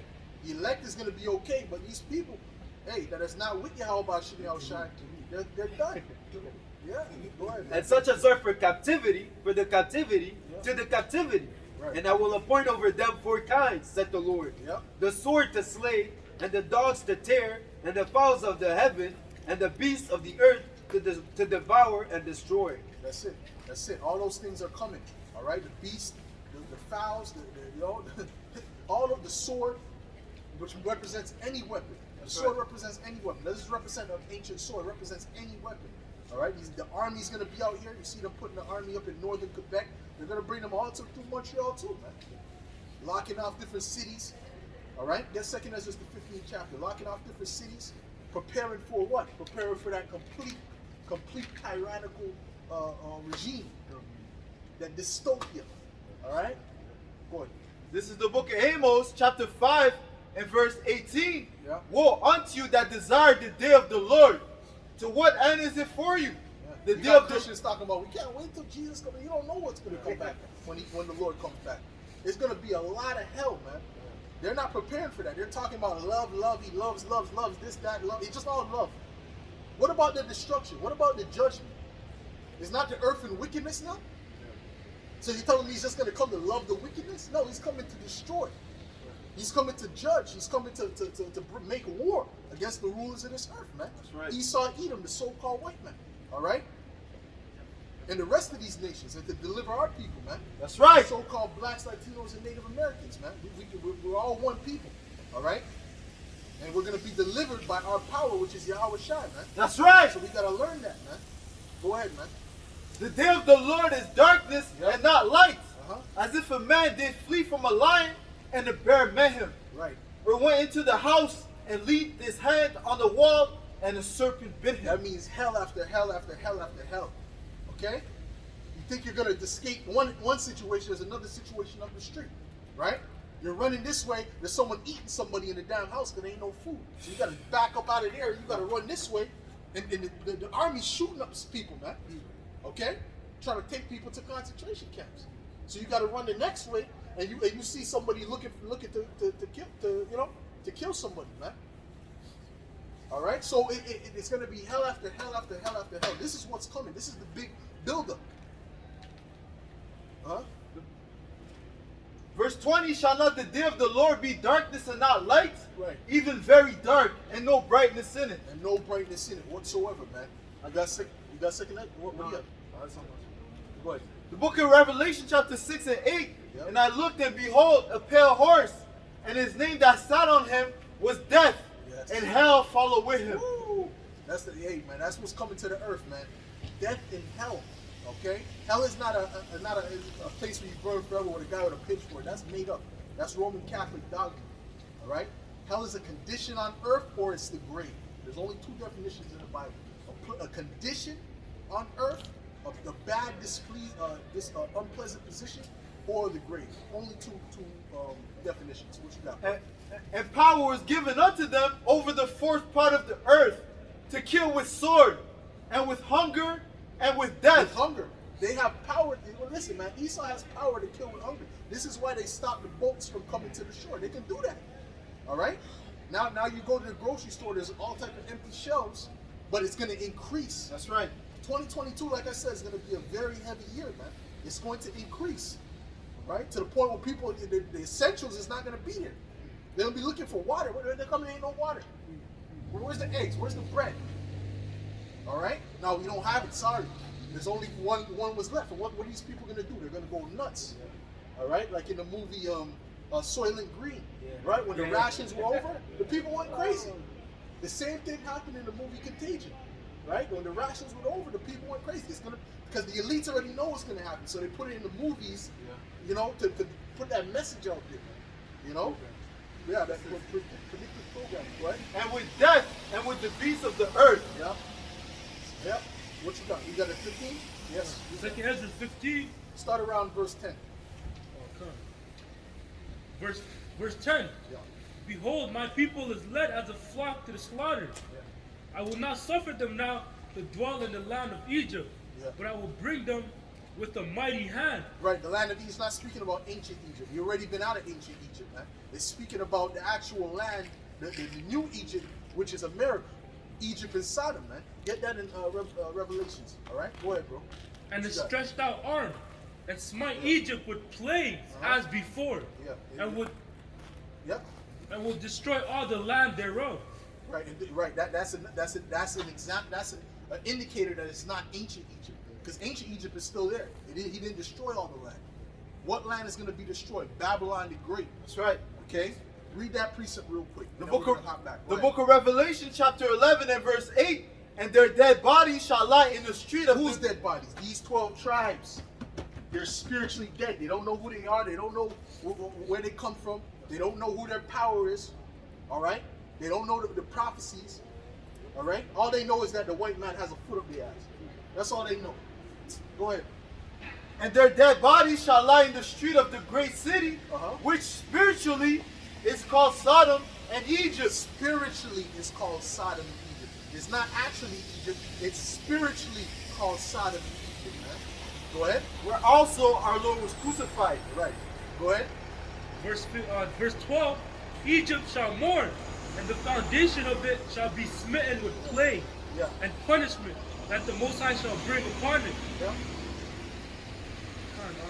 They that till the ground shall mourn with their seed. They're gonna mourn. Matter of fact, get me Isaiah 19. All right, Egyptian against them. Egypt is gonna mourn. There's something coming. All right, there's something that's gonna appear. When these things come, man, it's gonna be back to back to back to back, like we read before, man. Go ahead. Keep going. Keep going. Egypt shall mourn, and the foundation of it shall be smitten with plague. That's right. And punishment that the Most High shall bring upon it. They that till the ground shall mourn, for their seeds shall fail through the blasting and hail, and with the fearful constellation. Woe to the world and them that dwell therein, for the sword and their destruction draweth nigh. And one people shall stand up to fight. Like the elites, there's certain part where the elites are telling them to destroy them, because the elites are trying to set up something, but the Heavenly Father's helping them. You understand what I'm saying? The elites is trying to set up a famine, but the Heavenly Father wants a famine too. He put it in their mind to it, you know what I mean? So they're like, you know what, stop it, we're going to destroy this crop, we're going to destroy that. You got, the elites say, yo, I got to kill my crops. But then there's certain farmers that might be having a crop that they always say, okay, I'm still farming, right? Every farmer ain't gone, and the farmers ain't completely gone, right? But now look what happened in Colorado, right? A fire just out of nowhere, just dry. Now there's just a fire out of nowhere that the biggest that they've ever seen. And I believe Colorado's a breadbasket of America. Okay? If I'm not mistaken. All right? So that shows you the Heavenly Father set it in place. All right? For that great buildup. And Esau's like, you know what? We want a plague. We're gonna start our own plague, the C-19. But the Heavenly Father's like, oh, I got 7 more for you. Some real shit. Okay. Right. Go ahead, bro. This is Sirach, chapter 39 and 28. Yeah. There be spirits that are created for vengeance, which in their fury lay on sore strokes. In the time of destruction they pour out their force and appease the wrath of him that made them. Right. Fire and hail. Fire and hail. And that's famine. That's what's hitting. Hold on. That's what's hitting up Colorado. Fire. All right. Fire. And it's moving quick. You know, they had to evacuate. Man, they lost a lot. Matter of fact, Baba Kushal, look up how much people lost their homes in Colorado, bro. That was from Yahweh Shinal Shah. Now it's getting to a point, and we always been saying this stuff with our apostles and elders, that it's going to be a point where people are not going to be able to deny it's the power it's a higher power that's doing this. It's not global warming. It's not the elite's HARP. Everything HARP. No, everything ain't HARP, bro. I never heard HARP can do tornadoes. I never heard that before. Okay? So some of those things is just directly from Yahweh Shinal Shah. It says fire and hail and famine and death.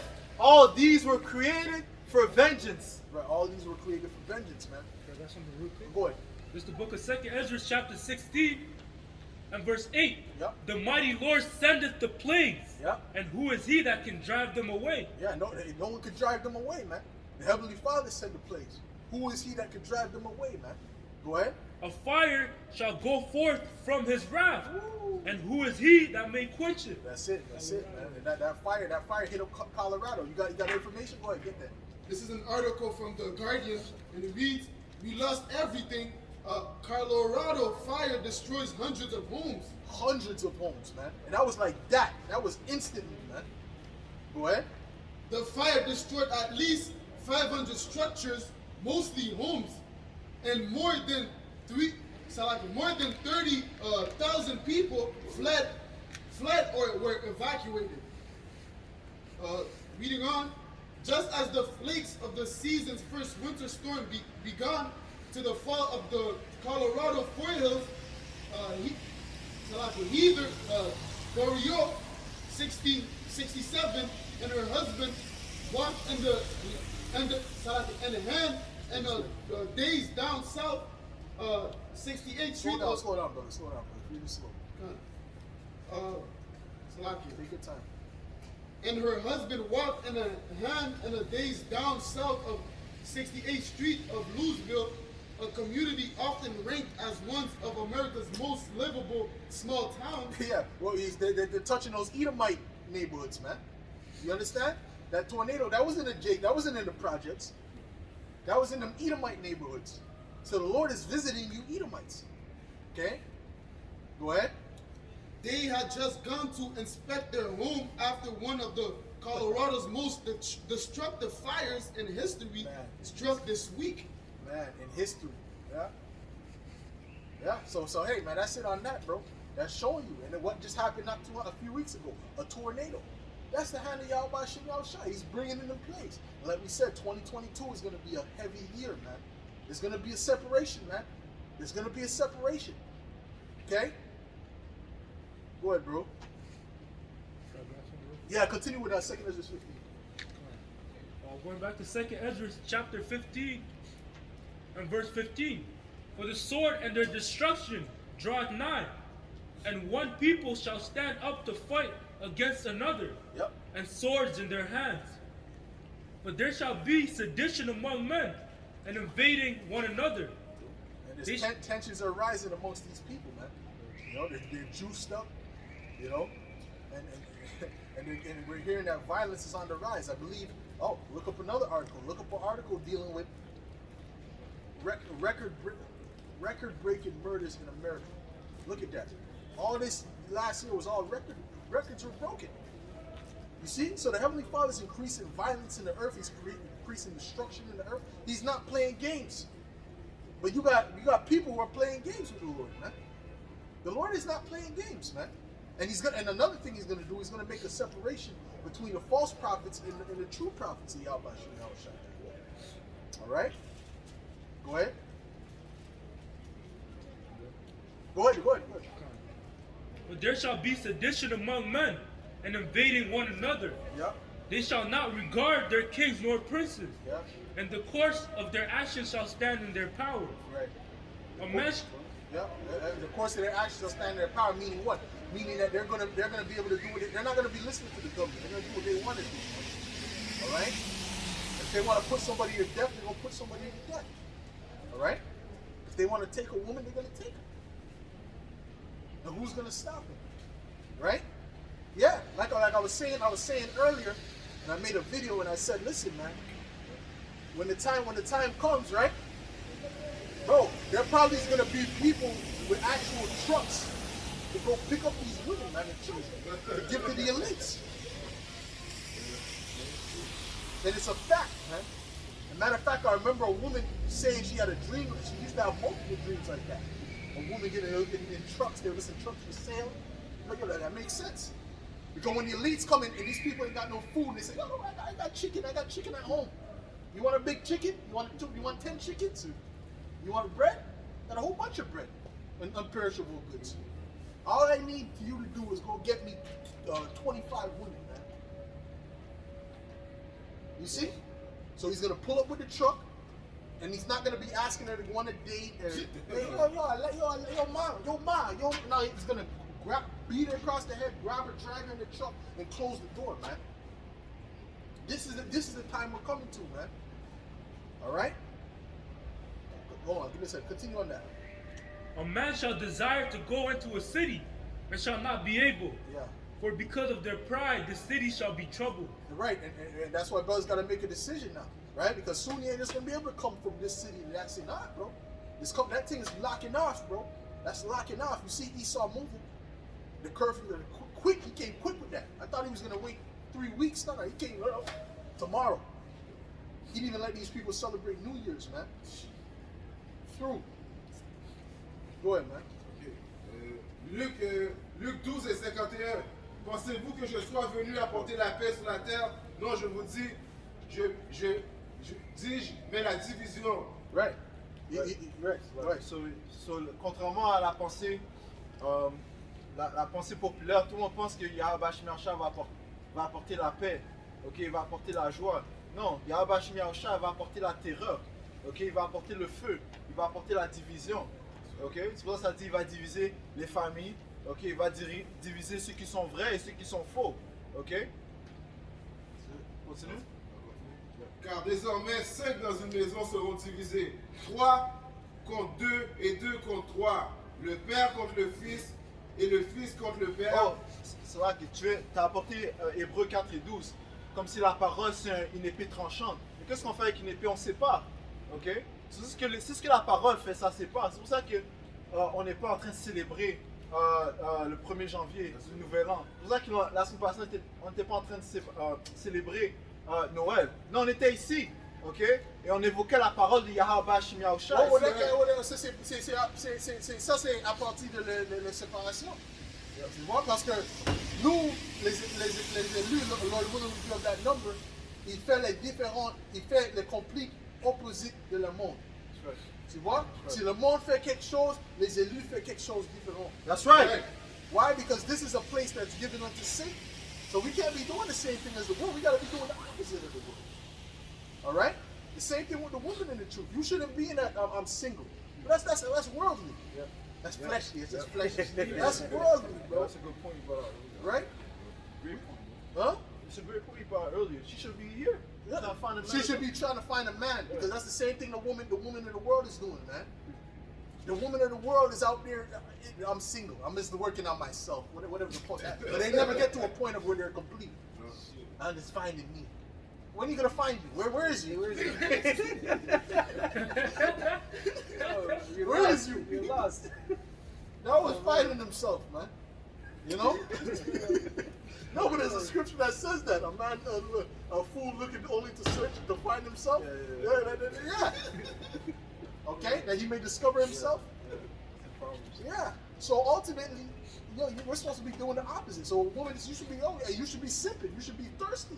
I don't want to be thirsty. I'm gonna text him only one. No, you should. No problem. Text him. It's a matter of the Lord. If he tell you stop texting, you stop texting. But you wait till when can I see you? That's how you should be. I shouldn't have to be playing no damn game of text you one hour. We wait on those things. Also, only been 2 hours. Shit. I gotta wait. What? You texted before 2 hours, brother? You're making a mistake. Sometimes it's looking, but it's not even. It's at the point now. I'm not even doing it just to say, I'm still like, I don't feel like talking to you right now. Sometimes I really just don't feel like talking to them, bro. I just be looking at the phone and like talking. If I text somebody, you're gonna text me back, right? So yeah, and then when they ask, they don't be like, oh no, I was busy, and no, I said no, I didn't feel like texting you. I didn't feel like it. All caps. But anyways, the point, right? The whole point is this, man. We're supposed to be doing the opposite of what the world's doing, man. This is how we get closer to Yahweh Shem Yahushai. I've taken them out of the world. Get that, bro. What you got, bro? This is the book of 2 Corinthians chapter 6 and 14. That's what you had? Be it not. No, he got. Hey, brother, you come behind here, brother. You'll get more immunity. It says, "Be it not unequally yoked together with unbelievers. For what fellowship has righteousness with unrighteousness? Right. And what communion has light with darkness. Right. What communion have light with darkness, man? We don't got a communion with darkness, right? So we ain't out looking to celebrate with, bro. Since I learned the truth, man, I've always despised being in the crib. Anytime I had to be in the crib when it came to Christmas. You understand? That's why you're so happy when you know that you live by yourself. You're like, oh, the wadi al every morning the wadi al because you in the crib and you know they can't help. Hey, happy people, Merry Christmas. You know, you gotta hear that. And Happy New Year. Oh, yeah. You know, there was shit. No, me, I close the door and I close it loud too. Lock the door. I'm pissed, man. I gotta even be here to suffer that madness, bro. You understand what I'm saying? Yeah, but it's a fact. You know, you might have a wife and she might want to be. She bring a tree into your house, shoot it out in the backyard. She go get it back and bring it back. And, you don't want to have to do nothing. You know, get physical. So you just say, you know what? Let me just let it be. No, but I'm not letting it be. I don't know if brothers do that, but if I'm in my house, if that's not happening, bro, we're breaking up. Personally, maybe that's why I'm single. I'm just saying, at the end of the day, bro, that shit, it's like it's constantly fighting against you. You know what I'm saying? It's constantly fighting against you, and that's why we gotta separate, man. What you got? You got that world? Get that. Read that. John 15:19, and it reads, "If ye were of the world will love his own. But because ye are not of the world, but I have chosen you out of the world, therefore the world hated you." That's the bottom line. And it's a spiritual thing. It has nothing to do, it's an actual spiritual thing. They don't regard us. It's opposing forces. All right? We can't do nothing about that. Right? We can't do nothing because ultimately we're not of the world. That's the same way Yahushua came. They hated Yahushua. Go ahead. Ephesians 1:4, according as he had chosen us in him before the foundation of the world, that we should be holy and without blame before him in love. Yeah. Holy without blame. Well, get 2 Peter 3:11. All right. Go ahead, bro. This is first. Oh, you got something too? Well, hold on. I'm going to let him read first. Go ahead. 1 John 2:15. Love not the world, neither the things that are in the world. If any man love the world, the love of the Father is not in him. That's it. Hey, when you love the world, you put the world before the Heavenly Father. And the Heavenly Father notes that, man. Matter of fact, there's an account. If you can find it after, find the account of Ezekiel and his wife. If you can find it. If you can, it's okay. But I'm just saying, bro, the Heavenly Father, when it comes to that, he's very jealous. That's why he calls it a jealous power. You understand? You put something before him, he's watching that. He's watching that. And writing that down, man. Oh, we had someone that might have been an angel writing things down. Well, angels are writing things down, bro. You know? Go ahead. Verse 16, for all that is in the world, the lust of the flesh and the lust of the eyes and the pride of life is not of the Father, but is of the world. The pride of life, man. You gotta put that aside. That's why I said they loved their life, they loved not their lives. We don't got no life. Say, get a life. Well, we don't got no life in this place. All right? This is not our world. This is not our place, man. We're just living to eat, to drink, and prophesy. Okay? Eat, drink, sleep, prophesy. And we gotta go to work. But what's first? Prophesy. You see what I'm saying? Prophesy before all of that. Because that's the work of Yahweh Shem Yahushua. Go ahead, bro. Philippians 1:21. For to me to live is Hamashiach, and to die is gain. Right. We're dying what? From this world. It says that when Yahushua was crucified, you were crucified with him, if you're of the elect. Right? Because we're not partaking of this world. You see, if I was in the world from before, hey, man, I would have had all kind of friends in the world now. Go to all kind of parties, all kind of women. You see what I'm saying? But because we're not of this world, we're not getting the things that we would have got in the world. You see what I'm saying? You got something? Yeah, it's about the woman. 2 Timothy 3:6. For of the sort of are they which creep into houses and lead captive. No. Forget about that one for now. I want to get off topic. I want to stay on this topic, though. Go ahead. Yeah, go ahead. This is 1 Peter 2 and verse 11. Yeah. Dearly beloved, I beseech you as strangers and pilgrims, abstain from fleshly lust, which war against the soul. Which war against what? Which war against the Which soul. war against the soul, man. When you go into them fleshly lusts, well, guess what? You're feeding into those demons. It's the same thing if you eat them bad acidic foods, you crave it. You see, like how I ate that fried thing, and I said, oh, no, I don't want this shit. But guess what? If I would have ate that maybe 5 months ago or four, I would have been, this is fire. You know? Yeah, because when you eat that madness, then that's what you attract. You see? But it's the same thing, bro.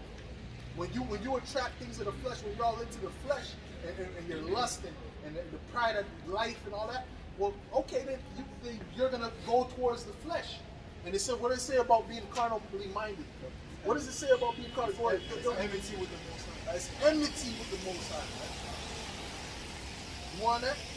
Verse 12, having your conversation honest among the Gentiles, that whereas they speak against you as evildoers, they may by your good works, which they shall behold, glorify the Most High in the day of visitation. You got something? 2 Corinthians chapter 6 and verse 17. Wherefore come out from among them, and be ye separate. Be ye what? Separate. We gotta do it, okay. Be what? Separate. Separate, man. Be ye separate, man. Okay? Which means holy, in other words. But if you're the same, you can't tell the difference between you and them, then you're the same. And all you do, you put doing that above Yahweh Shem Yahushua, then you're with me. Whoa, read it. All right, let's see what you got. I know you got something. The book of Ezekiel chapter 24 and verse 16. Son of man, behold, I take away from thee the desire of thine eyes with a stroke. Yet neither shalt thou mourn nor weep. No, please go. Get the context. Get the context. You got to tell them what this is talking about, man. The Lord is not. This shows you Yahweh Shem Yahushua ain't playing, man. And anything you put above him, he got to, man, he's, bro, the angels is there.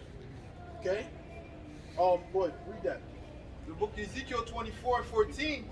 I, the Lord, have spoken it, it shall come to pass, and I will do it. I will not go back, neither will I spare, neither will I repent according to thy ways and according Did to it speak about his wife?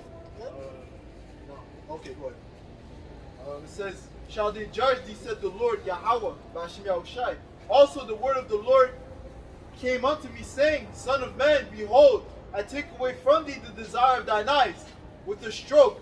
Yet neither shalt thou mourn nor weep, neither shall thy tears run down. Bro, he took away the desire of his eyes. What was the desire of his eyes? His wife. His wife. He loved his wife. But you see, the Lord saw that he loved his wife. It was getting, it was kind of battling against the truth. So the Lord said, you know what, I'm going to take away the desire of your eyes, man. All right? And he don't even weep. He said, don't even cry. No, you better not shed a tear, boy. You want me to give you something to cry about? That's what the Lord said. You want me to give you something to cry about, man? And people think the Lord is a joke. People take the Lord for some fucking joke. And that was a man of the Lord. You see what I'm saying? The Lord doesn't give a shit about your feelings, man. The Lord will judge you in a bad way, man. What?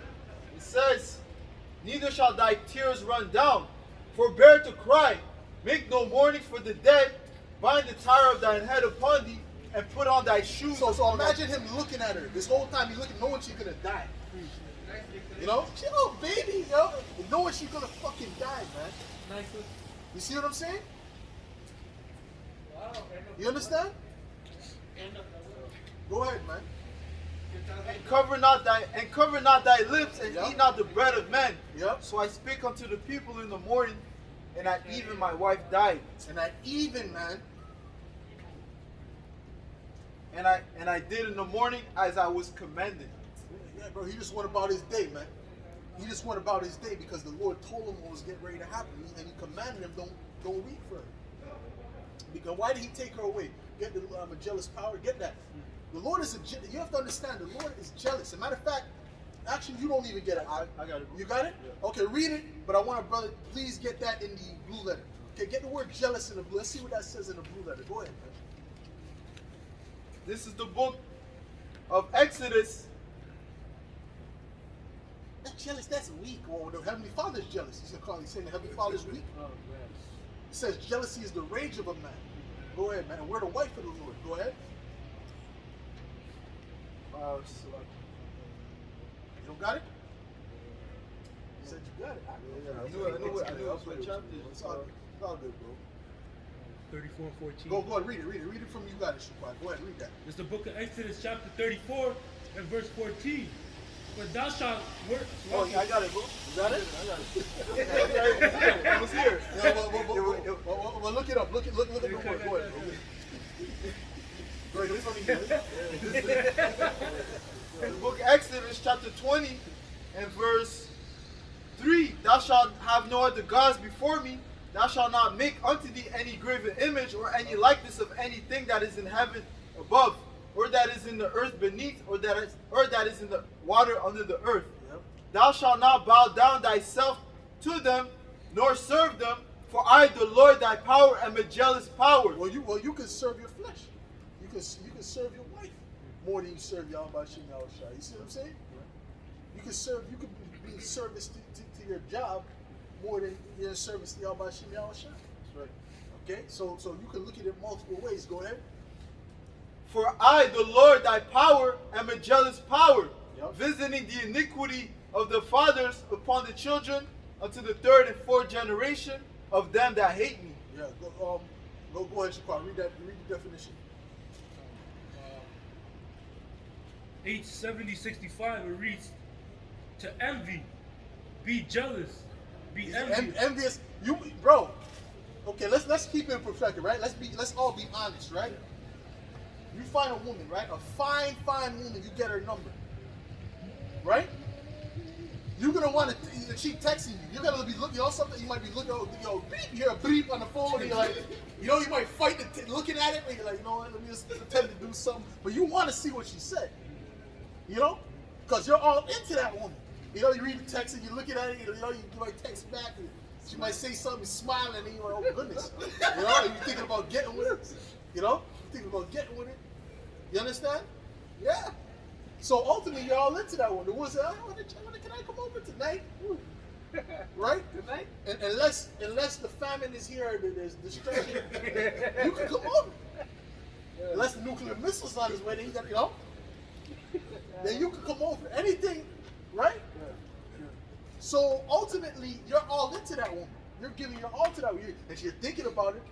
You're thinking about that woman. So if you're thinking about that woman more than you think about Yahweh Shem Yahushua, well, guess what? He's envying the way that you love that woman. He's envying the way that you're into that woman. Well, why aren't you into me like that? Why aren't you into the truth like that? Yeah, that's true. Right? Sophia ain't good enough for you? Right, so, right. You understand? So don't let the Lord envy something like that. You might be all your mama's boy, all up under your mom's left kitty, right? Your mama, you calling your mom, oh, mom, how you doing? And then all that shit. My mom she curses me out every time I talk to her. She don't call me. Every time I talk, she curses me out. Because I'm on a path, bro. I'm on a mission. You understand? So ultimately, bro, because you could do that, and then the Most High say, okay, well, hey, I'll take away the desire of your eyes. Before you know your mom do. Listen, man, it's serious, man. Go ahead. To envy, be jealous, be envious, to be zealous. That's it. To be zealous, to be envious, to be zealous, to be jealous. Okay, that was it? Okay, go down a bit more. Read the other part. There's other parts where, see what it says there. You know the other part. It's like a paragraph. It's a Hebrew writing. The lexicon. Okay, yeah, read what it says in the lexicon. See what it says. These Christians are bugged out. Maybe that's not even a Christian. I don't know what they're It's a prophet. It's a Christian prophet. No, that's not him. Yeah, it's him, bro. Is it? Is it actually?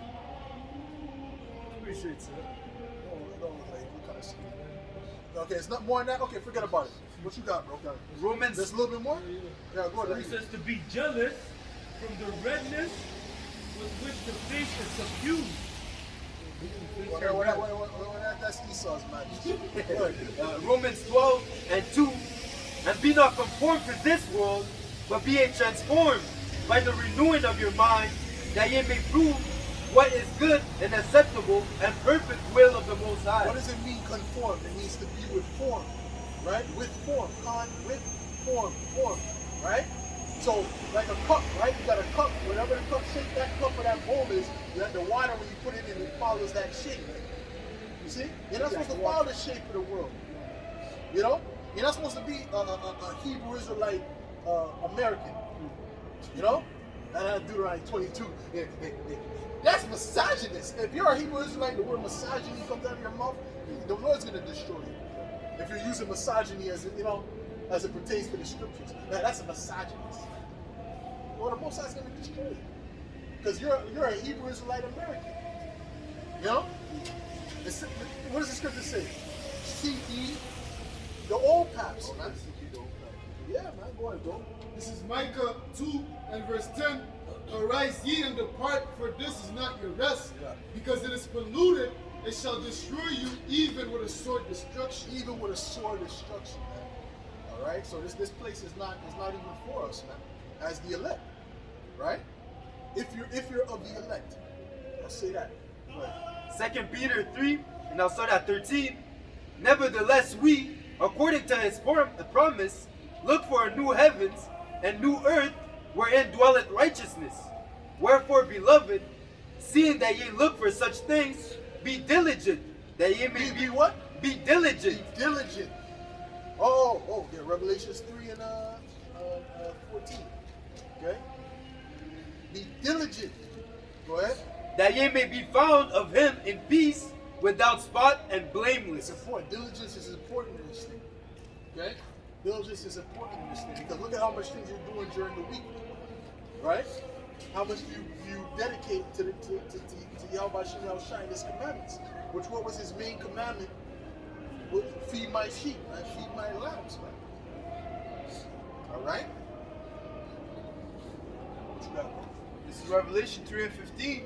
I know thy works, that thou art neither cold nor hot. I would thou wert cold or hot.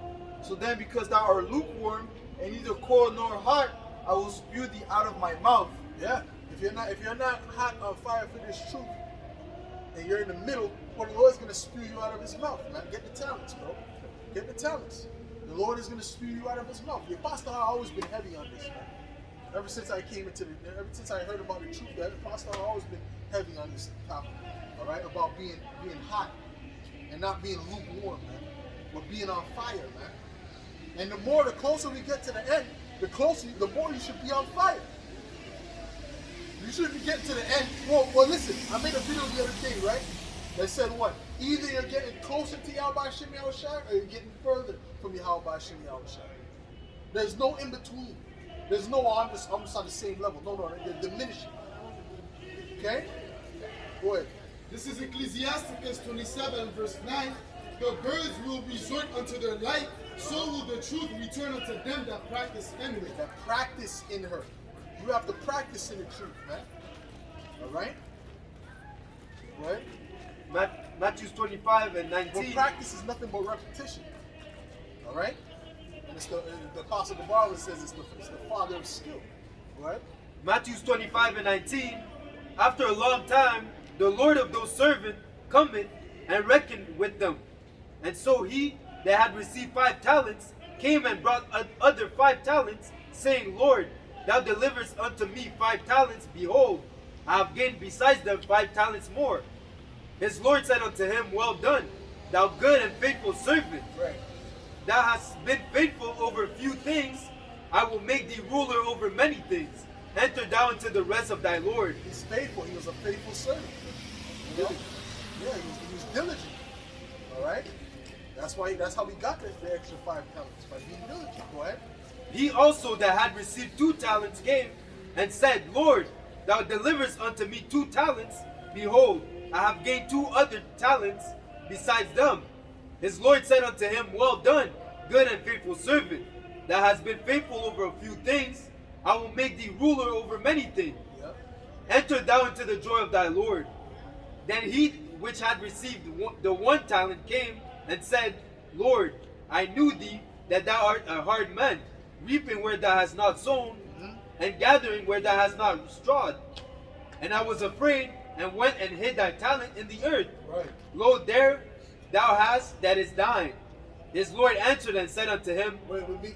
Let's see what he says. Thou wicked and slothful servant. Now, wicked and slothful servant. So the Lord ain't playing with those. Well, that's going to be those people that come up and say, Lord, Lord, right? And he said, I never knew thee. That's them guys. Because they think, oh, well, I've been the truth. I got Instagram pictures with the meat tree. And, you know? Lord, you know, while I was teaching my coworker, I don't know the fuck told you to do that, man. I told you to go out there in the highways and the hedges and compel them to the marriage, man. I didn't tell you to do the minimum. You know, I tell you to do the damn minimum. That's the minimum. You doing the minimum. That's you know. That's how Jake act with the job. You're gonna act like that with y'all about shit. It was all good. Let's do the minimum. You know. Not to get fired. Yeah, that's enough, right? I'm gonna come outside. I'm gonna preach. I'm gonna preach for 25 minutes. You know, I'm gonna do what that guy does, the Christian guy.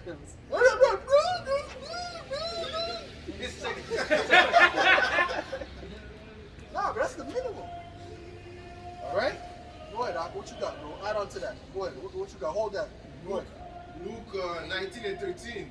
And he called his 10 servants and delivered them 10 pounds and said unto them, Occupy till I come. What did he say? Occupy till I come. Look up the word occupy in the blue letter. Okay? Let's look up the word occupy. Let's see if it means do the minimum.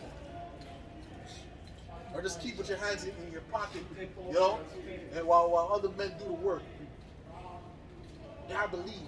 Yeah, well, bro, we'll see, man. We'll see, man. We'll see, man. Because there's different lights. You know, the chariots be showing out might be showing different colors of lights. You know, there might be one that people getting beamed up. You might be, oh, and there's another light. You know, it's a different. It's like look slightly different. Yeah. Then you turn to dust. Go ahead. Thou wicked and slothful servant, thou knewest that I reap where I sowed Oh, you not. might die. You might die. Most likely die before that. Okay. There's so much shit getting ready to come down the fan, man. You know, wild beast, the east side, the troops is in Quebec North. I hope you brothers know that. The troops in Quebec North. You guys know that? There's troops already. They set up in the hospitals in Quebec North, and they're coming to this side. What do you think the troops is here for? To hug people? No, they're here to issue that tyrannical government, man. All right, to make sure that the people are in control and right. And soon there's going to be orders to just. All right. Go ahead. Thou wicked and slothful servant, thou knewest that I reap where I sowed not, and gathered where I have not strawed. Thou oughtest therefore to have put my money to the exchangers, and then on my coming I shall have received mine own with usury. Yep. Take therefore the talent from him. Take the knowledge he has already, the little knowledge he got, take it from him, And give it unto him which had 10 talents. and add unto somebody who's diligent. For The ones who's added, Salaka. So let the scripture speak. Salaka, go ahead. For unto everyone that had shall be given, and he shall have abundance. Right. But from him that had not shall be taken away even that which he had. In other words, him that's not doing the work. Okay? Get the tree that the Yahushai cursed, man. Because the Yahushai don't like people like that. He, clearly, according to these scriptures that we're reading, Yahushua does not like lazy workers, man. Slothful workers. Right? Right? It's true, right? According to what we're reading, Yahushua does not like that shit. Oh, hold on. Let me read this definition first for occupy. What? Strong G4231, to be occupied in anything, to carry on a business. To carry on the business. What? To carry on the business of a banker or a trader. Right. Right. What else? That's it? Yep. Okay, well, to carry on the business, you got to keep moving forward. Okay, let's say you got a business and you, I'll come in on only on Mondays. I'll come in on Tuesday and Wednesday. Is that business going to flourish? Now that business is going to go to shit because of a slothful servant. When someone say, you know what, I'm dedicating my life to getting this business, and a lot of people do that. They have a family business, they dedicate their life to the business. They're all up in there, always in there, you know. They're doing the paperwork in the background. They're telling people, yo, this, that. They're there before the workers get there, right? That's someone who cares about the business. But then you got other people who are like, and before you know it, they're on the street with the cup. Yeah. So like you got more on that. You got more on that. In the Strong's definition, it says to busy oneself with. To busy oneself with, to stay busy with. So you're busy ain't supposed to be on Madden or Halo. Right? All your spare time is on Halo and Call of Duty. Right? You should be ashamed. Sometimes there's certain times when you watch videos and you watch a video so much, you're like, damn, I should have been doing the video already. You gotta be occupied in prophecy, man. Which watching videos, that's good too. But put forth some work too. You know? Nothing wrong with watching videos, that's good. You know, that's still keeping it Yahweh Shai in your mind at least. But then you notice, right? The apostles and brothers noticed that the comic boards was light on Christmas. Right? They were mentioning that. The apostles said, yo, the comic boards is light. Yo, I got in the spirit, some of you niggas is celebrating Christmas. You see what I'm saying? In the spirit, you guys were drinking eggnog and then opening gifts. Yeah, with the bunny rabbit slippers. Right? And then on New Year's, it seemed to be a little bit light too. Right? Because there's certain people that are faking the funk. But the Lord is about to turn up that heat, man. 2022, the Lord's going to turn up that heat. See? Remember, the elites deal with numerology, man. What does 222 mean? It equals 6. Right? So the elites deal with that numerology, man. They deal with the left-hand side. They're dealing with that witchcraft. Okay? We're dealing with it on the right-hand side, but they do it on the left hand. Okay? Go ahead. I looked up the word busy. All right. And it says having a great deal to do. Having a great deal to the work is plenteous. Get that? Yeah. The work is plenteous. Come on now. Hang on, brother. Hold your horses. Yeah. Brother trying to put that fire on you, bro. Yeah. Catch me off guard, bro. I start stepping back to The spirit is moving. the spirit is strong with this one. Go ahead, man. No. I want to read this first. I want to read what they do because the brother's on that particular thing. Right? The laborers are plenty. So I want to get that, man, because this is the word is plenty. Because there's a lot of things to do. You know, really, there should be a Hebrew Israelite camp on every corner pushing this word. Esau should be damn near trying to go to Lagoat. They should be trying to go to Francois Lagoat. Like, yo, this is ridiculous. Everywhere I go, there's hate. Right? Right? I try to go to buy the McDonald's, there's hate. I go to the metro to go home, it's hate. Right? That's what they should be saying, bro. You know what I'm saying? It should be hate according to these people everywhere. Right? And where they can't escape it. Because what does that do? It just multiplies the word, the spreading of the word. But now you got slothful servants. Read that, Ox. The book of St. Matthew chapter 9 and verse 37. Then said he unto his disciples, the harvest truly is plenteous, but the laborers are few. The laborers are few. Look how much, bro. Look how much people. You know how much people in Montreal, like what, 4 million, something like that. And this is how much brothers is out here preaching 100% doctrine. This is how much brothers is here doing the work consistently. Right? Out of all these people, millions of people.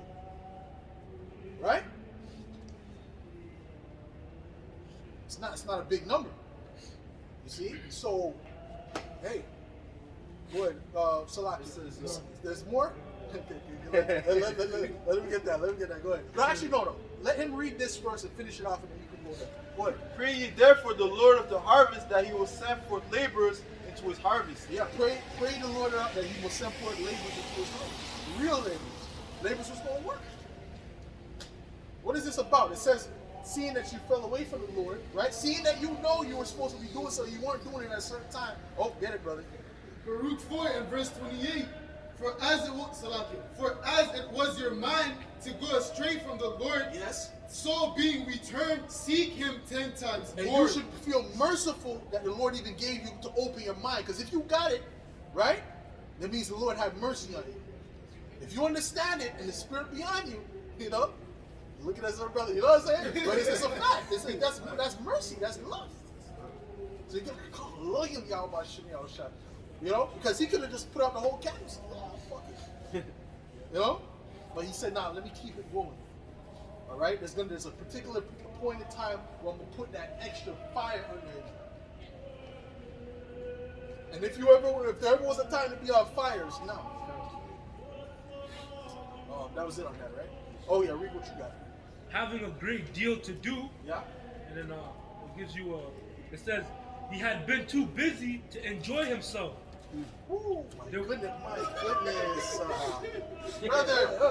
Whoa, It gets better. whoa.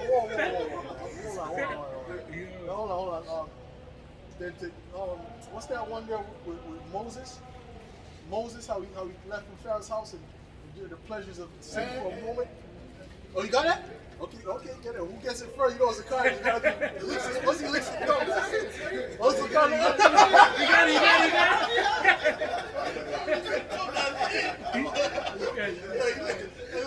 don't tell me you got it.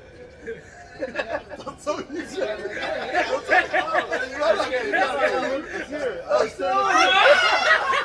Bro, I turned the page, it was here.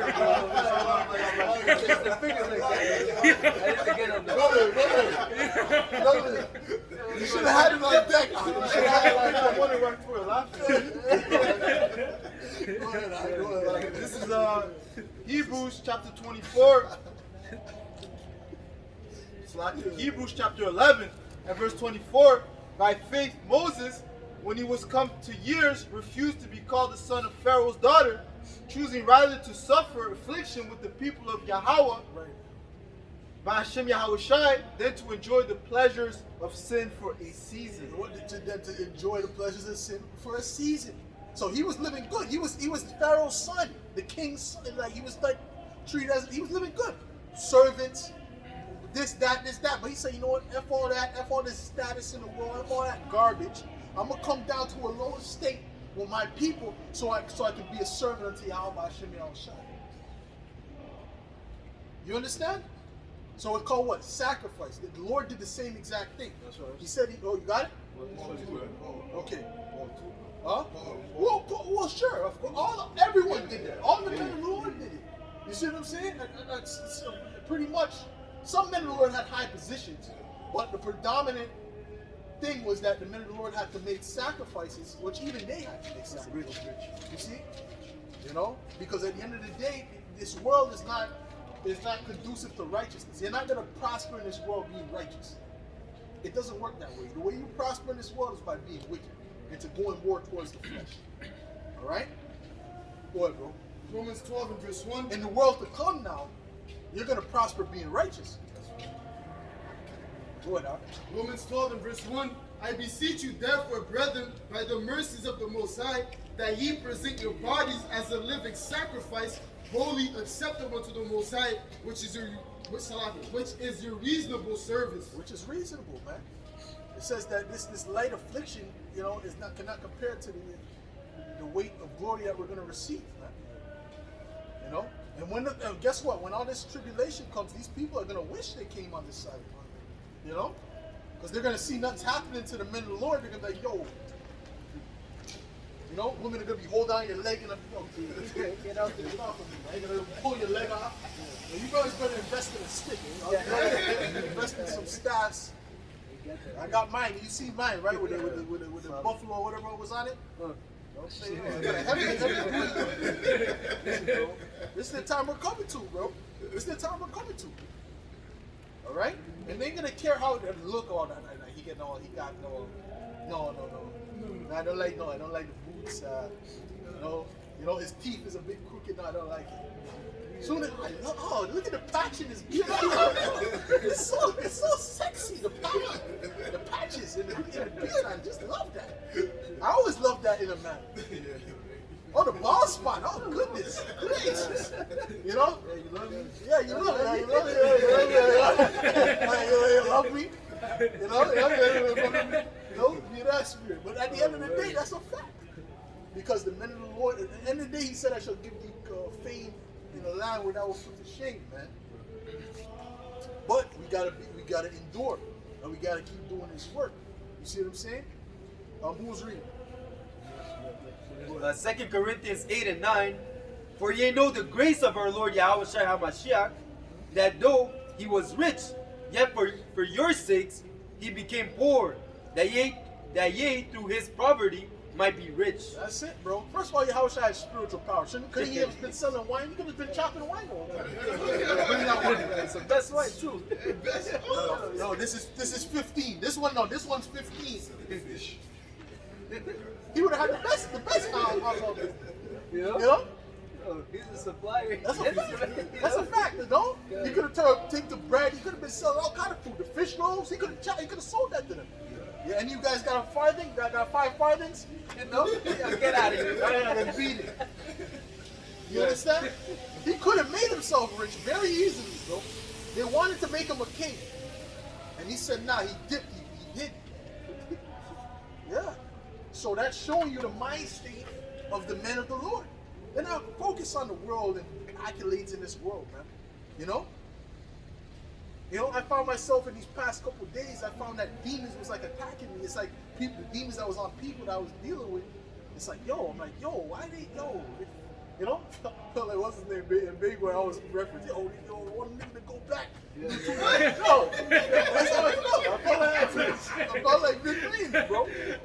You know? So at the end of the day, but then I had to rebuke myself and say, yo, no, I'm demons, man. I'm demons. You know? One time I overreacted, bro. So I had to calm myself down. Because I see that, okay, now these are demons messing with me going into 2022. Right? You understand?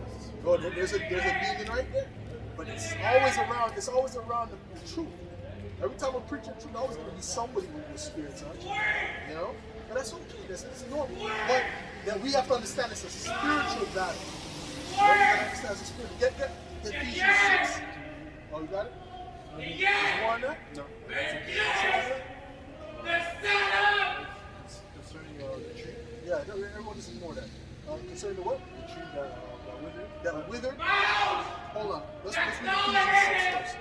The definition is still, go ahead. It's still good. It says he had been too busy to enjoy himself. Don't even feed into that. Go ahead. It says there was enough work to keep 2 people busy. Yeah. It says occupied. Speak louder. Speak louder. There was enough work to keep 2 people busy, occupied with or concentrating on a particular activity or an object of attention. And it says he was busy with preparation. Preparation for what? The coming of our Lord. Huh? Well, matter of fact, get that first. We'll go to that after. Get that first. This is the book of St. Luke, chapter 13, and verse 6. He spake also this parable. A certain man had a fig tree planted in his vineyard. I love it. I didn't even might say that one time. Go ahead. Mike. Go ahead, man. And he came and sought fruit thereon, and found none. Then said he unto the We're tormenting it with the word. Okay. I'm not even trying to get into it, but it's spiritual. We're tormenting it with the word. You know, it's messing with the spirit. It's messing with the spirit. It's the demon in it. But what did the demon say to Yahushua? He said, Levi, you come to torment us before our time? They're tormented in the spirit. They're not tormented by them. They don't care about them. They can preach Jesus the Christ all they want. Forever. Hail Mary, they can say as many Hail Marys as they want. They don't care about that. Kemet. If we were preaching Kemet, there would be no demons. Or we're preaching Yahweh Hashem Yahushua. It's all spiritual. Okay? It's all spiritual. Matter of fact, get that account with the demon. Baba Pusha, you know what that is? Get that account with the demon that cried out. Alright? Get that account. Oh, no. Watch out, man. All right? Count the demon. Go ahead. Verse 6, he spake also this parable. A certain man had a fig tree planted in his vineyard, Yep. and he came and saw fruit thereon, and found none. Yep. Then said he unto the dresser of his vineyard, Behold, these 3 years I come seeking fruit on this fig tree, and find none. Cut it down. Why cumbereth it the ground? Right. And he answered, Right. He said, what? 3 years I come seeking on this fig tree, and he said, why is there no fruit here? Cut it down. It's wasted. It's taking up space. You know, it's the same thing with a worker. If he ain't fruitful, and guess what? There could have been like 5 fruits that came from that tree that year. Who knows? But that's not fruitful. You got a big tree, you only got 5 fruits that part. That's not fruitful. That's doing the minimum. Go ahead. It says, and he answering said unto him, Lord, let it alone this year also, till I shall dig about it and dung it. He don't even look homeless. That's what's spiritual about. He look like a regular Edomite just left to work. I'm telling you, he look like a regular Edomite left to work. He look like he's dressing or something nice too. But the demon is speaking. Slack it, man. We're gonna get to that in a second. Go ahead, finish that off real quick. And if it bear fruit, well, and if not, then after that thou shalt cut it down. Yeah, that's it. If it bear fruit, well. If after that, no, because the Lord will give you a little chance. The Lord will give you a chance to get right. The Lord will say, listen, man, you got prophets in your city now, bro. All right? You might not have been the one to start it out. Now you got prophets. Where you at? What's your excuse? You see what I'm saying? But it's a fact. But then there's some brothers that be of the elect that'll get right at that time, you know, and the Lord will work with you. Right? But then there's some that say, so what? Right? And the Lord will say, okay. But that's what the scripture where it says, I've stretched out my hand and you slapped it away. Right? So everyone, you know, got their lot. You know? Because the reason why I didn't come right away like that when I first heard the truth, I was kind of waiting for a brother to be on the same page with me. But the Lord didn't put no brother in my area. They didn't put no brother in my path for that, because this was my walk, my personal walk. I had to come out here on the solo and whatever. You see? It's a fact. You know? And if I would have said, nah, fuck it, well then guess what? That would have been fucked up for me. But that wasn't my lot. To water y'all by Shimmy al Shah. Lord willing, I go to the end. You see what I'm saying? What else you want? Oh, go ahead, real quick. This is Zechariah chapter 7 and 11. But they refused to hearken and pulled away the shoulder, Yeah. and stopped their ears that they should not hear. Yep. Yea, they made their hearts as an adamant stone, lest they should hear the law of the word and the words which the Lord of hosts has sent in his spirit by the former prophets. They're flipping they're self-willed, man. You know, they're self-willed. They want to do what they want to do, man. They want to go after their own lust. I'm gonna do what I want to do. That spirit. But the Lord said, okay. And what my father always used to say is, who don't hear shall feel. Okay? You don't gotta hear it, but you're gonna feel it, man. Go ahead. Therefore came a great wrath from the Lord of hosts. Yeah. Therefore came what? Therefore came a great wrath from the Lord of hosts. Therefore it has come to pass that as he cried, and they will not hear, so they cried, and I will not hear, says the Lord of hosts. And he's crying through his men.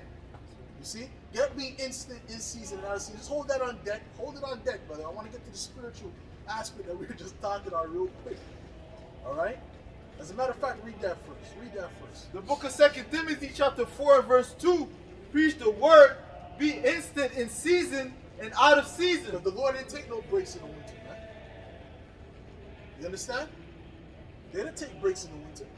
They were doing the work. Paul didn't take no break. Paul was on the ship. Paul was on shipwreck with the barbarians. He was going through tribulation pushing this word out, man. You see? So, what excuse do we have? We go home and we can press a kettle. We got a kettle in the damn oven, you know, in the house. You see what I'm saying? The cozy slippers. The cozy slippers. You know? Go ahead. But yeah, go ahead. It said, preach the word, be instant. Don't worry, brother. I got my. Why is it not cozy, bro? Why not? I got the cozy ones, bro. It says, The regular ones. 2 Timothy chapter 4 and 2, preach the word, be instant in season, out of season, reprove, rebuke, exhort with all long suffering and doctrine. Right. With all long suffering and doctrine, man. And hey, that's it, man. You got it's long suffering, man. It's patience. So yeah, read that, bro. This is the book of St. Matthew chapter 8 and verse, I'm going to start at 27. Yeah. But the men marvel, saying, what manner of man is this, that even the winds and the sea obey him? And when he was come to the other side into the country of the Gergenes, there met him two possessed with devils, Yep. coming out of the tombs, exceeding fierce, that no man might pass by the way. Because they're attacking people. And first of all, them devils, them demons can make people strong, eh? That's why you see them Chinese be beating up people, bro. I'm serious, bro. You don't want to fight a Chinese. They got spiritual prayers on the left hand side. Yeah. No, them things be extra strong. You know what I'm saying? I'm a woman. I'm a woman. And then they always get mad and grab you and pick you up and shoot you up. No, I see that every time I see them get in a fight. They don't look, they don't feel the punches. The demon is, anyways. The whole point is that demons can give people power on their left hand side. Go ahead. And behold, they cried out, saying, what have we to do with thee, Yahushua, thou son of Yahweh? Art thou come hither to torment us before the time? Who was speaking? The demon inside of them was speaking to Yahushua, man. Have you come to torment us before the time? Because what? This is their time to reign. This is their time to rule. Ever since the temple rent, the demons have been allowed to rule because what? It was the time for the demons to rule. All right? Because what? Because the kingdom of heaven is not on earth yet, man. You see? When we're in the power, that's when the demons don't got no power to rule. You understand? They don't got no power after that. Now Esau can do his child sacrifice. He can do all that stuff without getting in trouble. He could do that on camera and not go to jail. Okay? So ultimately, that's why they're against us. They're against us. They're against Yahushua. Remember those sorcerers came the other day?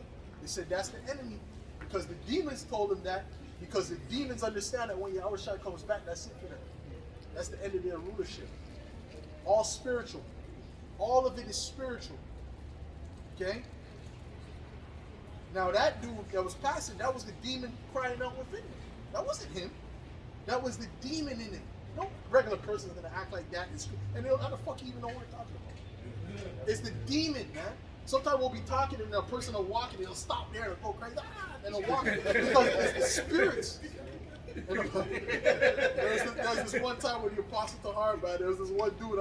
I couldn't really see fully on camera, but sometimes you would come on camera. And the Apostle would be playing, and they'll be playing. He's like, "Yo, don't pass there, don't pass there." The guy would come and run away, and he couldn't pass that particular area. And the Apostle was just messing with him because he understood that the demon, he saw something, But I was cracking up thinking about that. But it's true. And you notice he didn't get close, right? He was all the way over there. But that's all spiritual. Well, I think that was it on that, right? Yeah. Oh, you guys. Oh, hold on. Let him read this first. Go ahead. Ephesians 6, Start at 12. come, in verse 12. Yeah. For we wrestle not against flesh and blood, but against principalities, against powers, against the rulers of darkness of this world. And that's why I said I was going off when I was getting too taken to the demon. Like, I was getting kind of mad. I was, I was kind of feeding into that. I was like, well, but I had to stop myself. So you got to stop yourself. That's what goes into examining yourself. You got to, no, that's wrong. And then you got to think about what should I do in that situation next time. Which is the best way for me to deal with that situation next time. You understand? You got to think about that now. Because if you're in that situation again, you don't want to be stuck. You should be able to move forward. All right? So that's the mind state. And that's how you overcome. Go ahead. Against the rulers of darkness of this world, against spiritual wickedness in high places. Yes, sir. Spiritual wickedness in high places. That's what we're fighting against, man. So all these people, they got spirits on them. and the spirits are against us. You know, so when you see somebody acting crazy, or your family member, somebody around you acting crazy, you know it's not. Forget about the physical. Let's go into the spiritual realm and see what's up. Don't feed into it. You know? Well, that's how. You know, Satan loves to use the woman. The woman is Satan's favorite vehicle. You know, you got Mustang. Yeah. You got your Mustang. You got your Mercedes. Your G-Wagon. That's Satan's favorite vehicle is the woman. So he always works with a woman. But what's the thing key about the woman when you deal with a woman? When she's starting to argue with you, do you feed it? Do you go back and forth? Do you scream back and forth with her? Is that the right way? No. You ignore her. And then the demon will fly after her. Resist the devil, and he will what? He will flee. You just gotta resist that shit. You don't feed into that shit. You get to a place, no, you shut up. No, you shut up, bitch. Then you get to something next, you know? Then she likes that. She's like, yeah. You know, like a baby boy, when she was hitting him up, he just backhanded. You hit me. Because the demon left her, and now all she remembers is she got hit.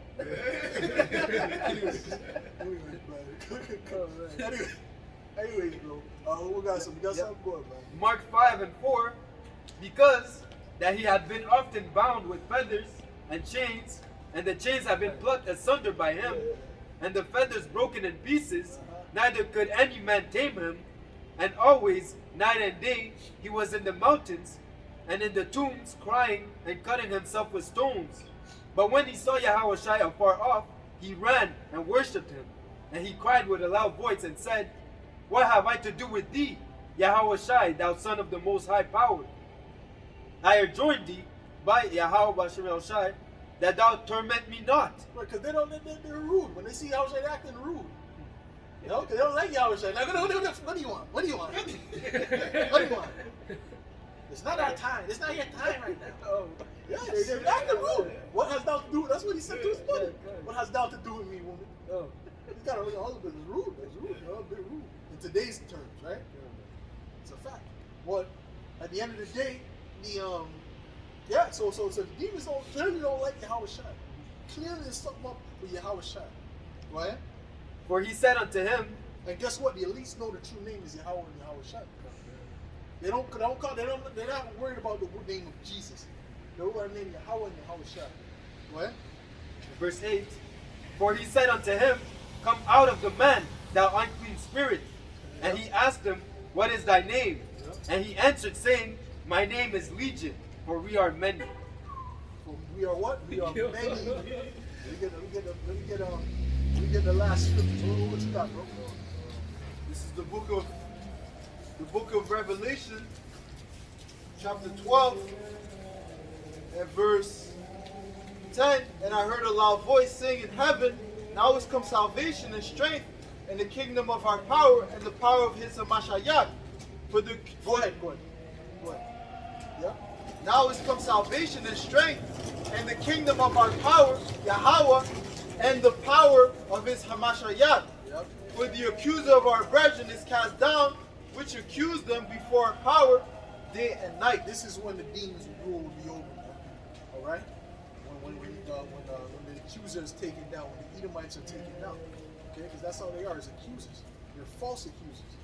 You know, they have something called, propaganda. All right?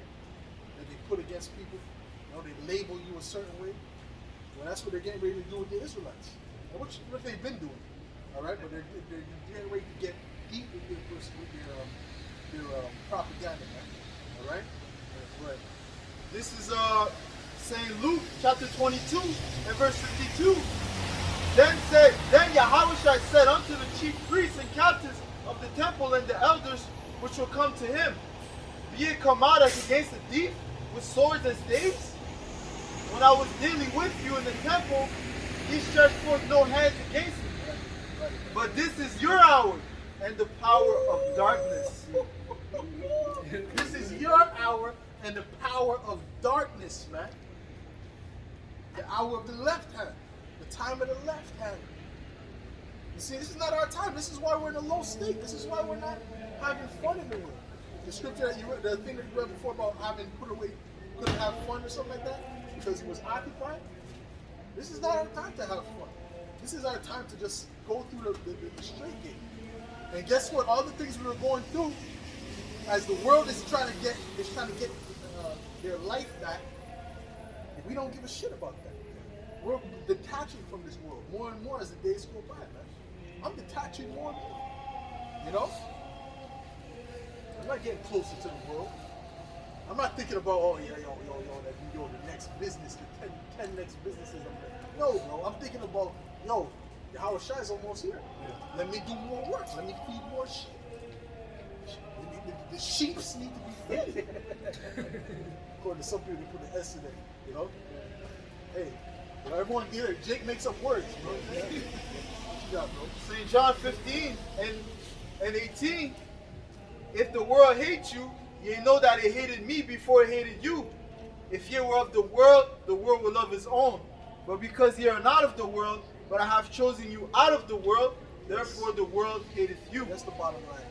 If you're looking to be loved by the world and be appreciative for pushing this truth, you're living in a fairy tale. You're not going to be appreciated. They don't care about it. The scriptures say that we're an offscouring of the earth.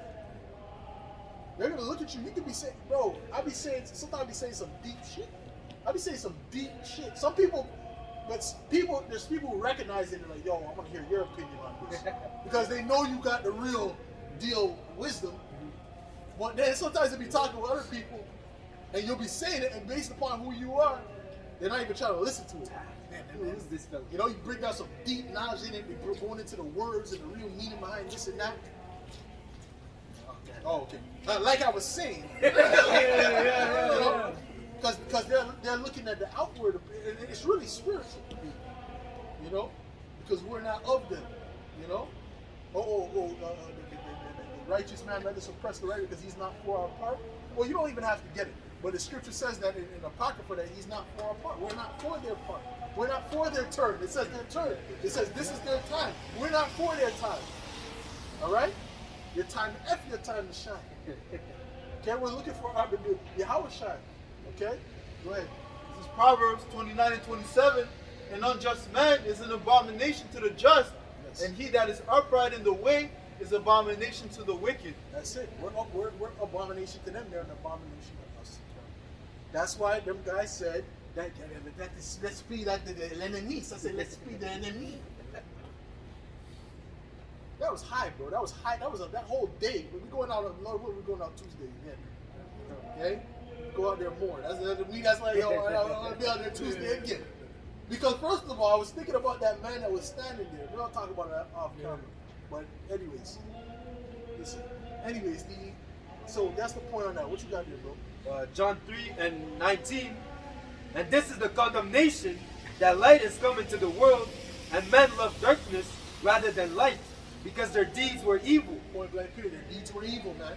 That's why they don't like the light. That's why they run from the light. The light is like like when you're in the morning, like in the middle of the night, someone flickers the you know. That's how they feel with this truth that we're bringing up. But we're running towards the light. We're running towards the light. By understanding where we're going off and trying to do better, that's us running towards the light. Us getting reproved and rebuked, and then us repenting, that's us running towards the light. But you got even so-called Israelites running away from the light, showing you they're really of the world. Just because you don't give a damn how much fringes, I got my fringes. I don't give a shit. That don't mean nothing, man. Because they'll be the same dudes in the world, and they just put on a garment. The same man from the world, and you just put on a garment. You're not even making a new man. Ninjas. The same, Negroes and fringes, man. Straight up. You know? So when you come into trying to improve, they ain't gonna hear it. Because guess what? The Pharisees had fringes. They had the borders of blue. They said they had the phylacteries. They had the whole. They were doing a lot of the law. You understand? But they were wicked. Wicked. They were wicked, all right? You understand? But they're all about the law this, the law that, the law that. I go to the supermarket, I got my fringes, you know? I'm in work, they tell me don't wear my fringes, I still wear my fringes on my uniform. You see? But they're the same old man from the world, the same guy. If someone bumps them, and they don't like it, they'll punch him. You know? Because why? Because they're the same person from the world. Go ahead. Salakia. You had something? Proverbs 4 and 18. But the Proverbs 4 and 17. Yep. For they eat the bread of wickedness and drink the wine of violence. Well, we read that earlier, but it's coming out again. That's the spirit. Right? But the path of the just is as the shining light that shineth more and more unto the perfect day. Whoa, shineth more and more. So we should be getting more on fire. We should be more on fire as the day comes closer. Not less on fire. It should be more fire. More fire. You know? Straight up. Okay? You got people, it's either you're getting stronger in the truth or you're diminishing. Okay? And the fire doesn't necessarily just mean just videos. Videos is part of it. But there's also, you have to grow your inward man. You have to grow your, you got to know what you got to improve in. All right? But we all got to improve, but you got to know where you got to improve. All right? And you got to think about it. You got to meditate on it. And you got to, try to do better the next time. Right? Until the next episode. Okay? You got something else? Go ahead. Mark 8 and 38. Whosoever therefore shall be ashamed of me and of my words in this adulterous and sinful generation, of him also shall the Son of Man be ashamed when he cometh in the glory of his Father with the holy angels. Well, that goes into pushing the word. So that's it. So with that, I want to give all praises, glory, and honor To Yahweh, Ba'Hashem, Yahushai, Ba'Hashem, Ba'Hakudash. Double honors to the apostle and elders of the great millstone. Salutation, much love to you out there. I'm going to push this word out with truth and sincerity. And this place is done. This place is done. This place is finito. Rock it down. Yeah. Oh.